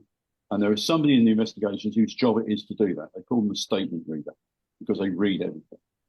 They read it, and if there's anything that needs an action, an investigative action, someone to do something to either confirm that information, to challenge it or test it or whatever, then they raise an action, a thing to do. And that action will be given to a detective or a group of detectives to go and pursue. So in this case, the action arising from it may be Lucy Letby gives an account in relation to the documents found in the house that this is something that all nurses do, inquire into this. You would then expect a team to go back to the hospital and perhaps speak to a load of nurses and say, is this the sort of thing that's commonly done? I don't know whether that happened or not. And again, I keep banging on about it. We're never going to know that until we get access to the material that drove the investigation. But that's what should have been done with that information. So rather than, as you say, just sort of listening to the answer and saying, oh yeah, thanks very much, and not doing anything about it, if the investigation is being run properly, and we would be able to see that if we got access to the documentation, that response of hers would have been pursued in terms of trying to verify it or to demonstrate that that wasn't right. Because it may be that nurses say, no, that never happened. So I'd never take that thing home and I've never known anyone to do that. Or they might say, actually, yeah, we all do it. And I know we shouldn't, but it happens. Absolutely. Thank you. So we're going to move on to we've already dealt with this statement that the only way we could have spoken to Lisa was to arrest her. We're going to move on to some of the other stonkers from this documentary now. I don't really know where to start because we've got three absolutely brilliant statements here. Let's start with this one. So Simon Blackwell said, there was no elation or satisfaction from myself or the team. So would you like to comment on that statement, Steve, firstly? Well, it immediately begs the question, were you expecting elation from the team? This is a professional investigation. It should have been a professional investigation. It's not about being elated, about any aspect of it. The job of the police is to gather evidence, put that evidence before the Crown Prosecution Service, and then if there are charges, to support the prosecution. Not to be elated or otherwise. So we're getting back to this almost, as I've discussed with you before, this almost this celebritization of policing. Everyone wants to be the lead actor in their own movie. And it just seems to me that people are just getting overexcited about stuff.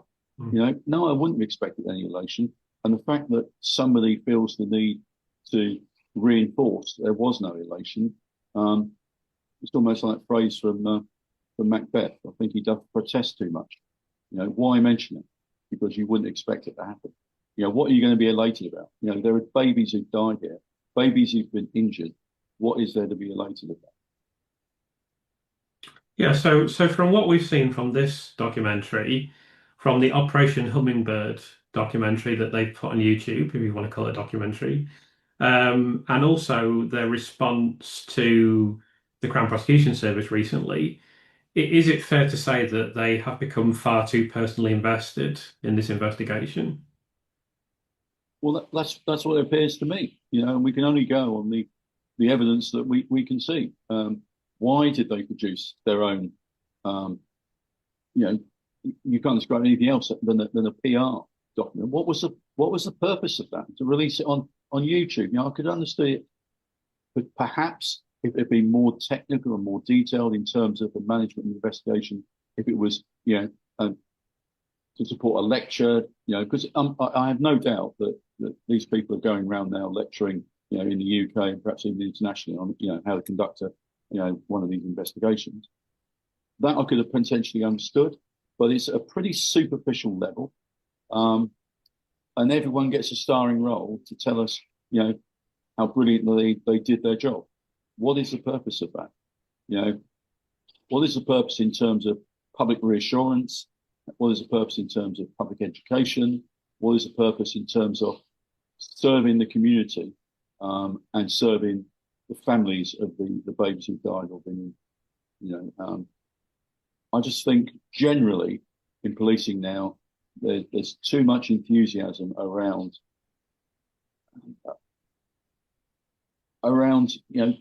telling our own story, telling our own narrative. Just get on and do your job. Explain, act with integrity, and pursue investigations with rigor and diligence. Don't look around and see how much you can publicize yourself, or your organization. Just get on and do the job. Yeah, I mean, I agree entirely. I can't remember if I put this in my book in the end or if I cut it out, but I was reflecting on the Operation Hummingbird film, and I was saying I felt like at one point they were going to say, "Oh, we had a really upsetting day because the coffee machine broke down and we couldn't get any donuts." It's like no one cares, mate. You're doing your job. You get paid to do your job. Yeah. If you don't like your job, quit. Do something else. We Absolutely. don't need to hear about, oh, the investigation was so difficult for us and this happened, that. So what? Don't do it then. Go and work in McDonald's. No one forced me to do it. I completely agree. And we've spoken before about this issue of receiving awards. I mean, how tawdry is that? Police officers investigating the deaths of children. Wearing their dicky bows, ball gowns, and standing on the stage and being congratulated. And what does that look like now, given what we know now? That the policing organisation, as a national organisation, has fated these people. Where's police stand now? Stephanie's talked about this question about the professionalisation or professionalism of detectives now. I don't want to swing the lamp and say it was different in my day, but I really do get a sense that a level of superficiality is now prevalent in policing. I don't know why, but I don't see levels of professionalism that I would have expected. I mean, I think with regard to the awards, you see the danger in this case of handing out awards, because really an award for a police investigation should go to a complex investigation. If it's just very obvious the person is guilty, then why are you getting an award? But then if it's a very complex investigation, you can be wrong. So it just seems you're just setting yourself up for exactly the situation they're in now. So I mean, I've never really thought about it. Obviously, when I saw it at the time, I thought this is deeply inappropriate. But I think having heard your comments on it, I think it's just simply something that shouldn't happen under any circumstances. And what are the criteria? It's because it's a serious offence. It's because there's wide public awareness of it. Is it because there are some pretty difficult techniques? But at the end of the day, people are doing their job. They should be thanked. They should be congratulated for doing a good job.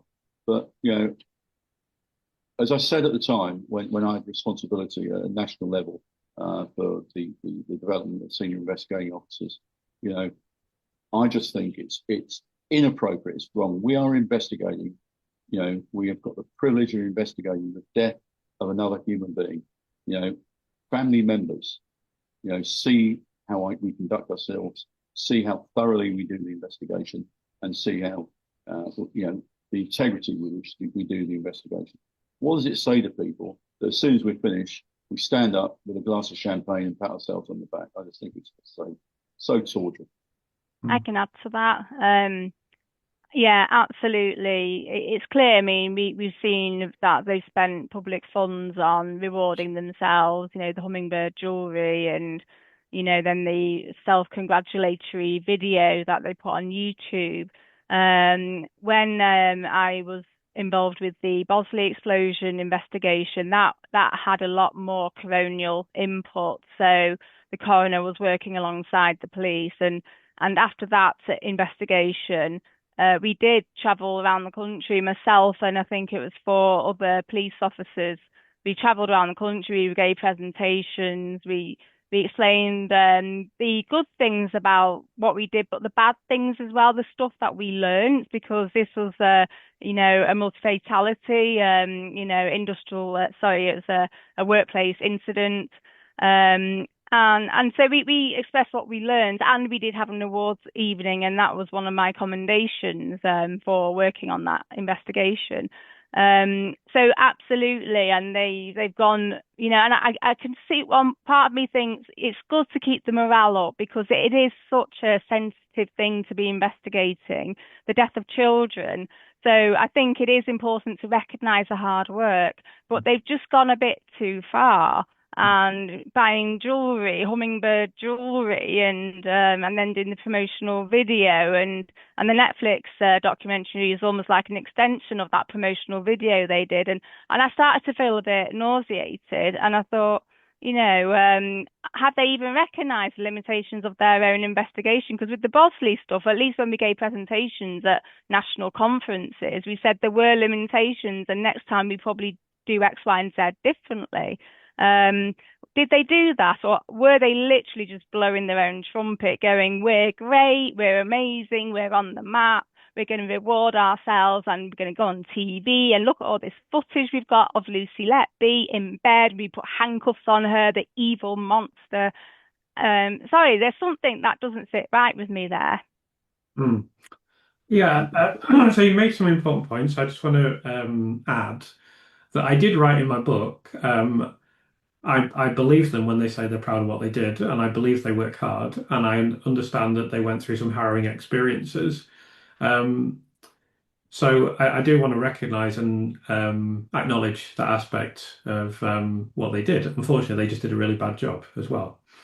I want to ask you, Stephanie, now about there were some extraordinary comments in this documentary, but I think the most extraordinary comment was when Paul Hughes, I mean, I haven't even written down the whole quote because it's just too ridiculous, but he said, "Oh, we invite challenge" as a constabulary. So I know you have a strong view on this, so could you let me know what you think about it? Yeah. So on camera, I believe, I mean, I wrote down in my notes, we invite challenge, we think challenge is good. But already the actions that we've seen of Cheshire Police doesn't support that statement. You know, the quite infantile response to the CPS. You know, we feel our evidence was strong enough. We disagree, and I found that really unprofessional for a police force to be having a rant at the Crown Prosecution Service. And also he, as far as I'm aware, he's not taken into account all the expert reports. I don't think he's asked for copies from Mark MacDonald of these new reports. I mean, I think the public would have so much more respect for police forces if they say, we put our hands up, you know what, we might have made mistakes, so we're going to look at this other evidence and let's see what we can do. If we've made mistakes, we put our hands up. But they've just doubled down. And Cheshire Police did this with the Wilmslow cases. They just doubled down. They were just closed-minded to thinking outside of the box, to alternative opinion. And like Steve said, you know, surely part of that process, if we're going to be challenged, we're going to be challenged in court by the public, so we need to challenge ourselves. So if you've got any other thoughts, please raise them.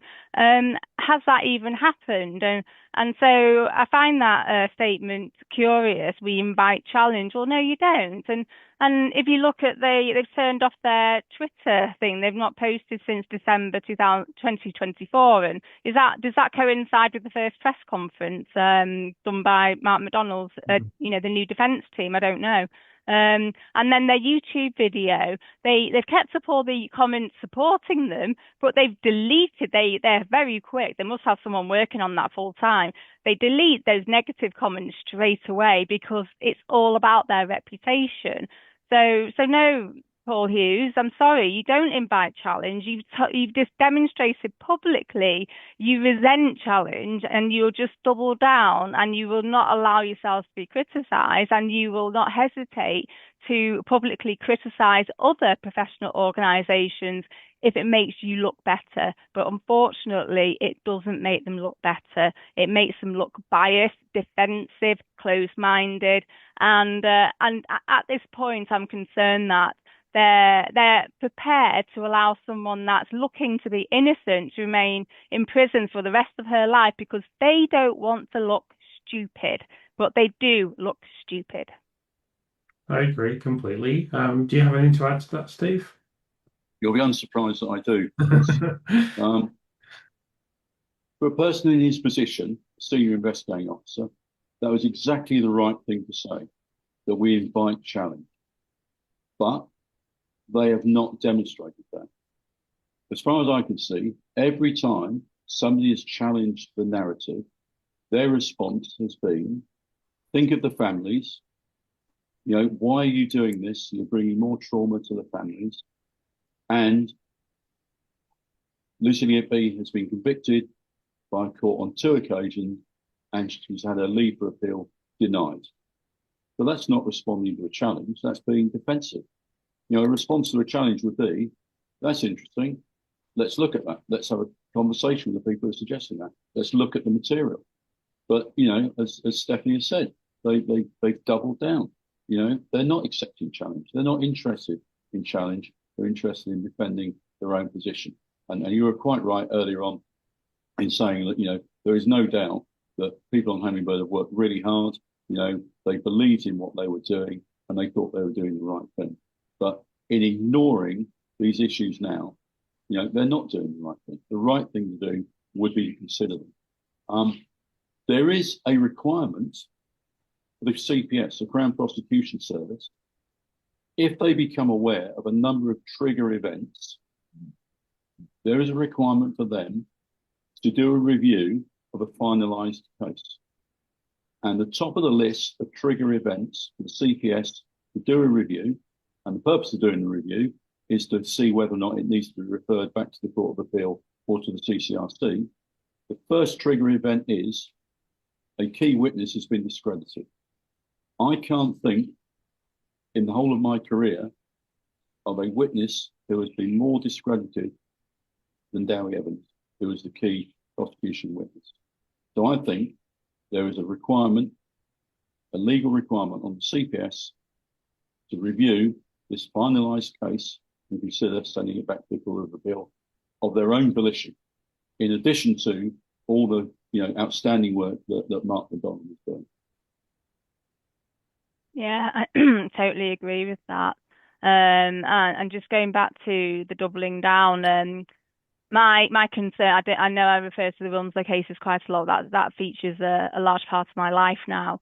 But I raised concerns with Cheshire Police in 2018, and to date I've had no feedback. They've not looked at them. They've not investigated. They've not got a multidisciplinary panel. And the only thing I've had from Cheshire Police about the Wilmslow cases, Steph, they're still murder-suicides. And when I probed them on it, I said, okay, well, tell me who did your blood spatter analysis? Am I wrong there? Tell me which experts you've got and how am I wrong? Just tell me how I'm wrong. Because if I've got basic science wrong, then I shouldn't be doing a PhD. I should be going back to primary school to learn basic science and the laws of gravity, because that's what I was seeing in those blood stains. And the answer was a bit of stuttering. Oh, I'll have to check with the gold group what I'm allowed to say. I'm like, just tell me, surely. If you managed to prove that I'm wrong, tell me. And no, I still haven't had a response. I'm still waiting. And it's just the same line. These are still murder-suicides. And we're seeing the same with Operation Hummingbird. She was convicted in a court of law. Think of the families. How dare you talk about this? Think of the families. Well, actually, did you guys think of the families when you told them their children were murdered before you got all the relevant information? I don't think so. Yeah, we're going to come on to that in a second. I just want to say briefly that we're going to discuss, hopefully, the Wilmslow case with Stephanie in the future. There's certain reasons we can't do that at the moment, but we hope to do this in the future. So you've mentioned the families having to watch this, Stephanie. So I think this was a statement of staggering hypocrisy from Simon Blackwell, where he said, "We feel for the families having to watch this." Now, obviously, there's a very obvious response to that, but could I just hear your view on that, please? Yeah, I found that a really ill-considered statement to make, because they've done a tendering process. They've, filmed the arrest and everything, probably with the intention one day we're going to be on the telly and everyone's going to be saying how brilliant we are. So no, you don't feel for the families. You're thinking about yourselves. You've released this footage, you've done these interviews, you've done your promotional YouTube video. Were you thinking about the families then? I don't think so. And to keep using the families as a shield to avoid answering reasonable questions about the flaws in their investigation. I think if I was a family member, I'd be starting to get a bit pissed off. Why do they keep using us? I don't know. I don't know how they feel. But we feel for the families having to watch this. No, you don't, mate. You don't. You've proven that you don't. And I found that a very ill-considered statement to make. I'm sure you'll have something to add, Steve, to this. Yeah. I think we all sincerely feel for the families. I mean, I can't think of anything worse than to lose a child. It's horrific, and I don't think anyone who hasn't been through that situation will understand how dreadful that is. So I think we all feel for that, and I think it's an insult. I think it's an insult for it to be suggested by the Operation Hummingbird team and others that we should stop doing this. We should stop, intelligently challenging a narrative which we believe has led to a miscarriage of justice because it's going to upset the families. None of us have got that intent in mind at all, and I think it's a crass insult to suggest it. So this comment that was made, we feel for the families having to watch this, was, I think, the most disturbing comment of the whole documentary to me. Well, if you felt for the families having to watch this, what on earth were you doing, negotiating and then getting into bed with a global entertainment organization so that this documentary will be seen across the world?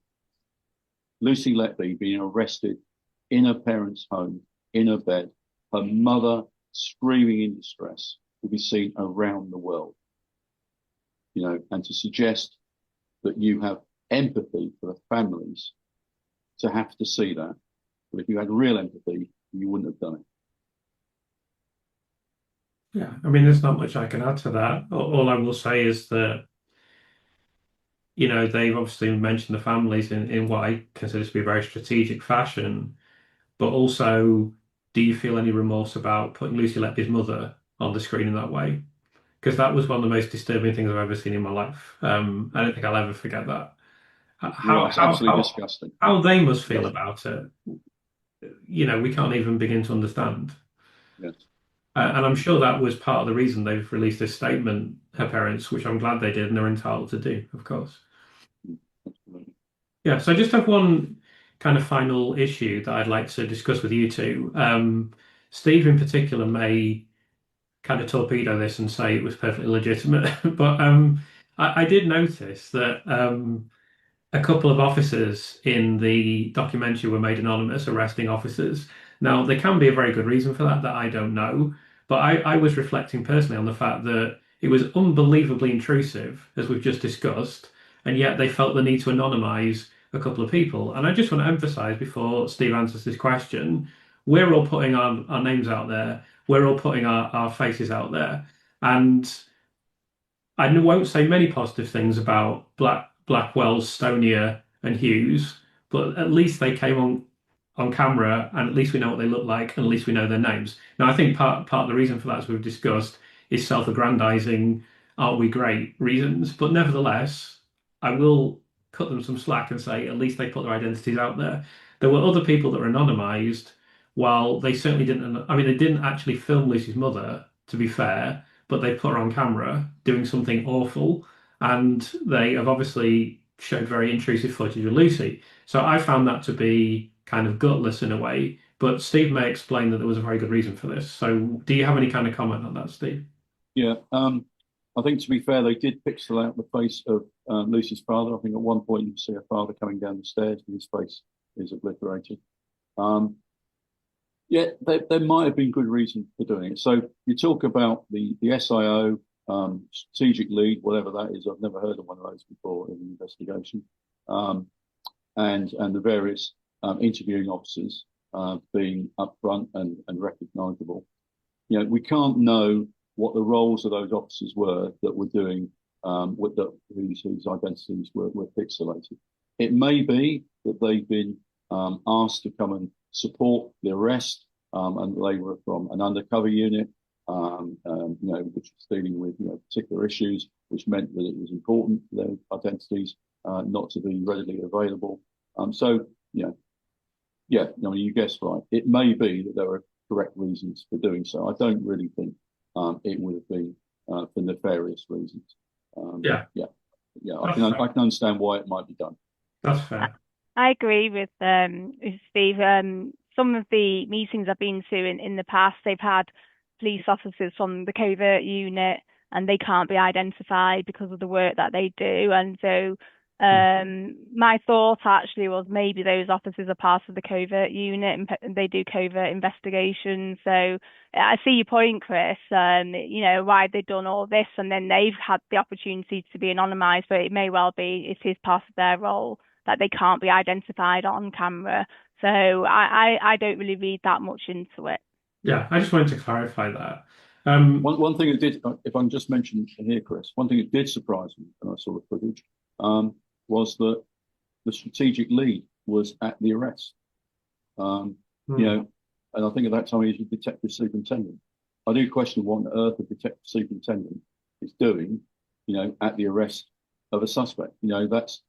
That's normally a situation which is managed by operational officers who've got the expertise. They've been given the briefing, the operational directions, and they go and do that. That's not a role for a detective superintendent to be involved in that activity. He should be operating at a more strategic level, and I really do wonder why he felt the need to be there. Does it feed into this whole public exposure issue? For thinking, that you might be involved in one of the most significant cases in the United Kingdom, and want to put yourself in a position where you might be seen to be involved. I don't know, but I just question why it was necessary. Speaking to somebody who's been involved in many similar operations, and I wouldn't consider driving down there and standing around watching the officers get on and do their job. Completely inappropriate. Yeah. Interesting. I just want to react to something that Steve said. So he mentioned that the father was pixelated, which is a fair comment. I just wanted to mention with regard to this that, basically that's pointless because his image is out there anyway. And also they very clearly recognize the front of his house. So, I wouldn't defend them too much in that regard, but that was a fair comment. And also, I just want to say more broadly, we're in all of our comments, we're trying to be as fair and balanced and objective as possible. I always try to do that anyway. I know both Steve and Stephanie always try to do that, but I think as well, Steve in particular, I don't think has any desire to sit here and bash the police, and that's not our intention. Our intention is to give reasonable criticism. It's just unfortunate that we can't say anything positive or very little that is positive about what we've seen so far.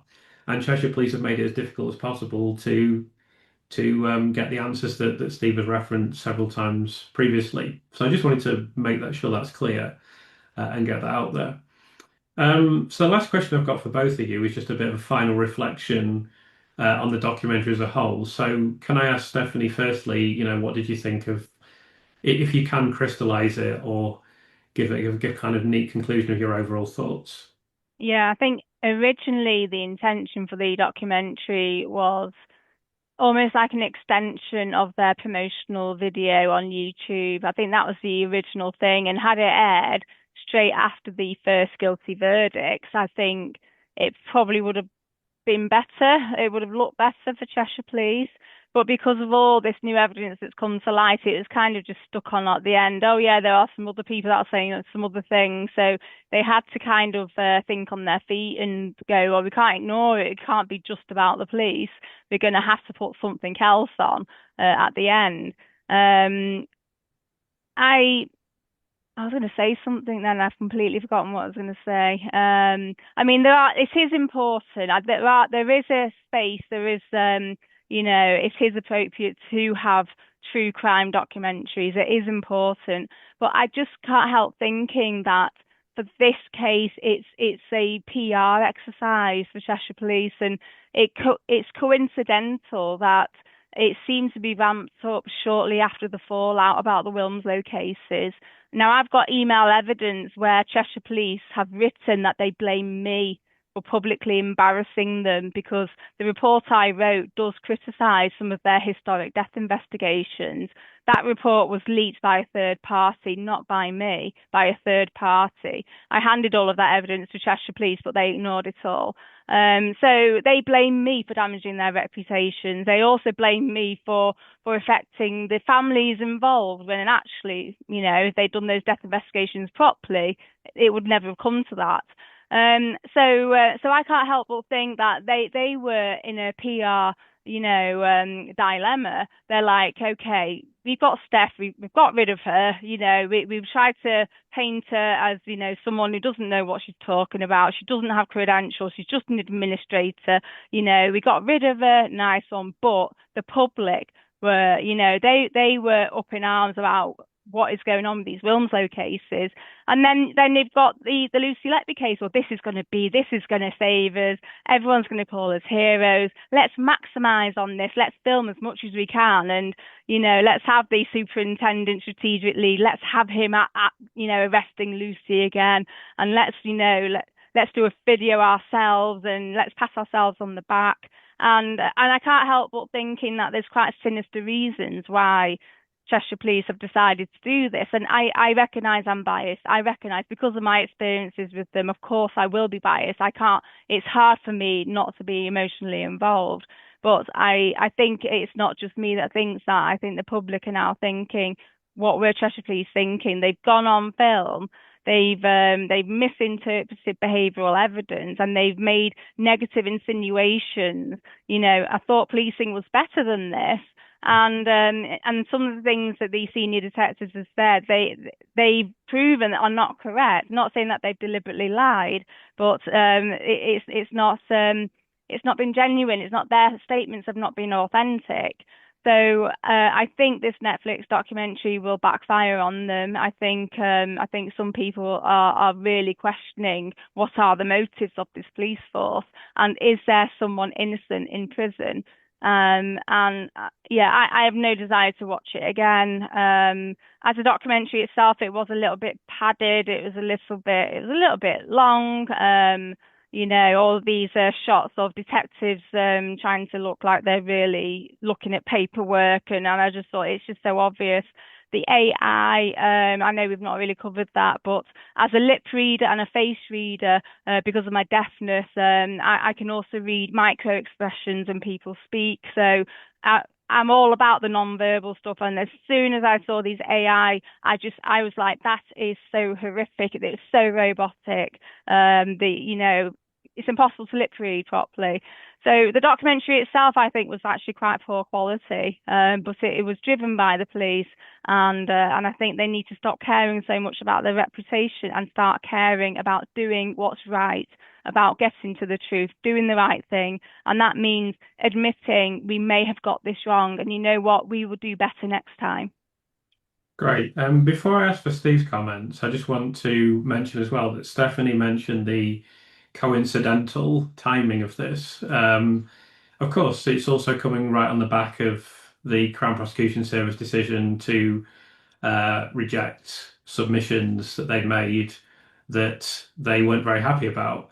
And the coronial process that we discussed right at the start of this interview is also coincidentally coming at this time. Now, this can all be a coincidence, of course, but it does seem a rather large coincidence. Let's just say that. So Steve, could I just ask for your comments and your reflections on the program as well? Yeah, in terms of the product itself, I agree with Stephanie. It was pretty lightweight. It was called The Investigation. I'm not sure anyone would understand how the investigation proceeded as a result of watching it. A personal thing for me, I don't like seeing police officers acting in these things. You're a police officer, get on and be a police officer. Don't stand and look wistfully out of windows, for the cameras. I just think that the whole thing wasn't of very high quality. And I think it's one of those things that people are, will watch once or look at halfway through, and it will sit on their, half watch list. But that's the product itself. Um, I just reflect on, had I still been in service, had I been working in Cheshire, um, I'd have been the assistant chief constable, specialist operations, or whatever they would call the same thing. So I'd be one of the people that would be consulted by the detective superintendents, when there was a proposal to do this. I imagine there's a goal group, a strategic coordination group running in Cheshire at the moment, managing the impact, reputation impact of this case and the public response. So I'd have considered when they came to me and said, look, we think it's a good idea. We've got a possible nibble from Netflix here. We think we're going to go and do another documentary. I'd said, well, hang on. So we're in a position where it's not just a few people banging a drum, nobodies. We've got eminent scientists who are questioning very cogently the evidence that was given. We've got question marks around the validity of the circumstantial evidence. We've got very senior statisticians questioning the statistical evidence. And we've got very senior people in public positions. Sir David Davis, Jeremy Hunt, former Health Secretary, Nadine Dorries, senior MPs, Lord Sumption, former Judge of the High Court, all saying that there are question marks around this. If they'd have come to me with that proposal, I would have said, there's no way. This is the wrong time to do this. The wrong time. It will be seen, as Stephanie has described, as a puff piece, as a deliberate attempt to paint the organisation in a good light because of the attacks that are being made on the investigation and upon the convictions.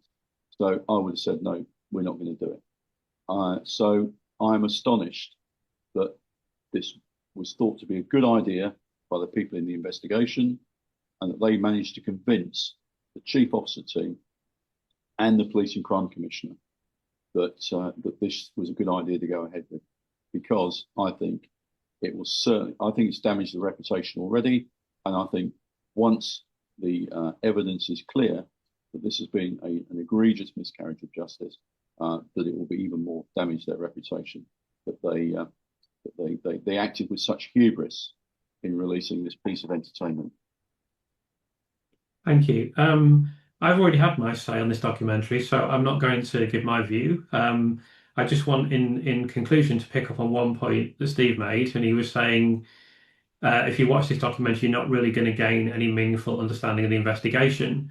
So, of course, what was brazenly missing from this documentary was, did they look at any other avenues of investigation, and how indeed did they rule out other explanations and other important things that we've discussed on this channel many times, both with Steve and Stephanie, with other people, and just in my own videos that I've made myself. That was conspicuous by its absence from the entire film. So that's the last thing I wanted to say. I want to say thank you to Steve and Stephanie, not just for joining me today, but also they provided extensive, very lucid notes in a short time frame so that I could prepare this interview in a short time scale. I also wanted to mention that this is very personal for Stephanie, and I just want to thank her for being willing to visit and revisit what can be potentially difficult topics for her. It was certainly traumatizing for me to watch this documentary, so I can't imagine what it was like for her. So yeah, thank you to Steve and Stephanie for joining me. I really appreciate it, and I know the viewers are will find this enormously valuable. So thank you to both of you.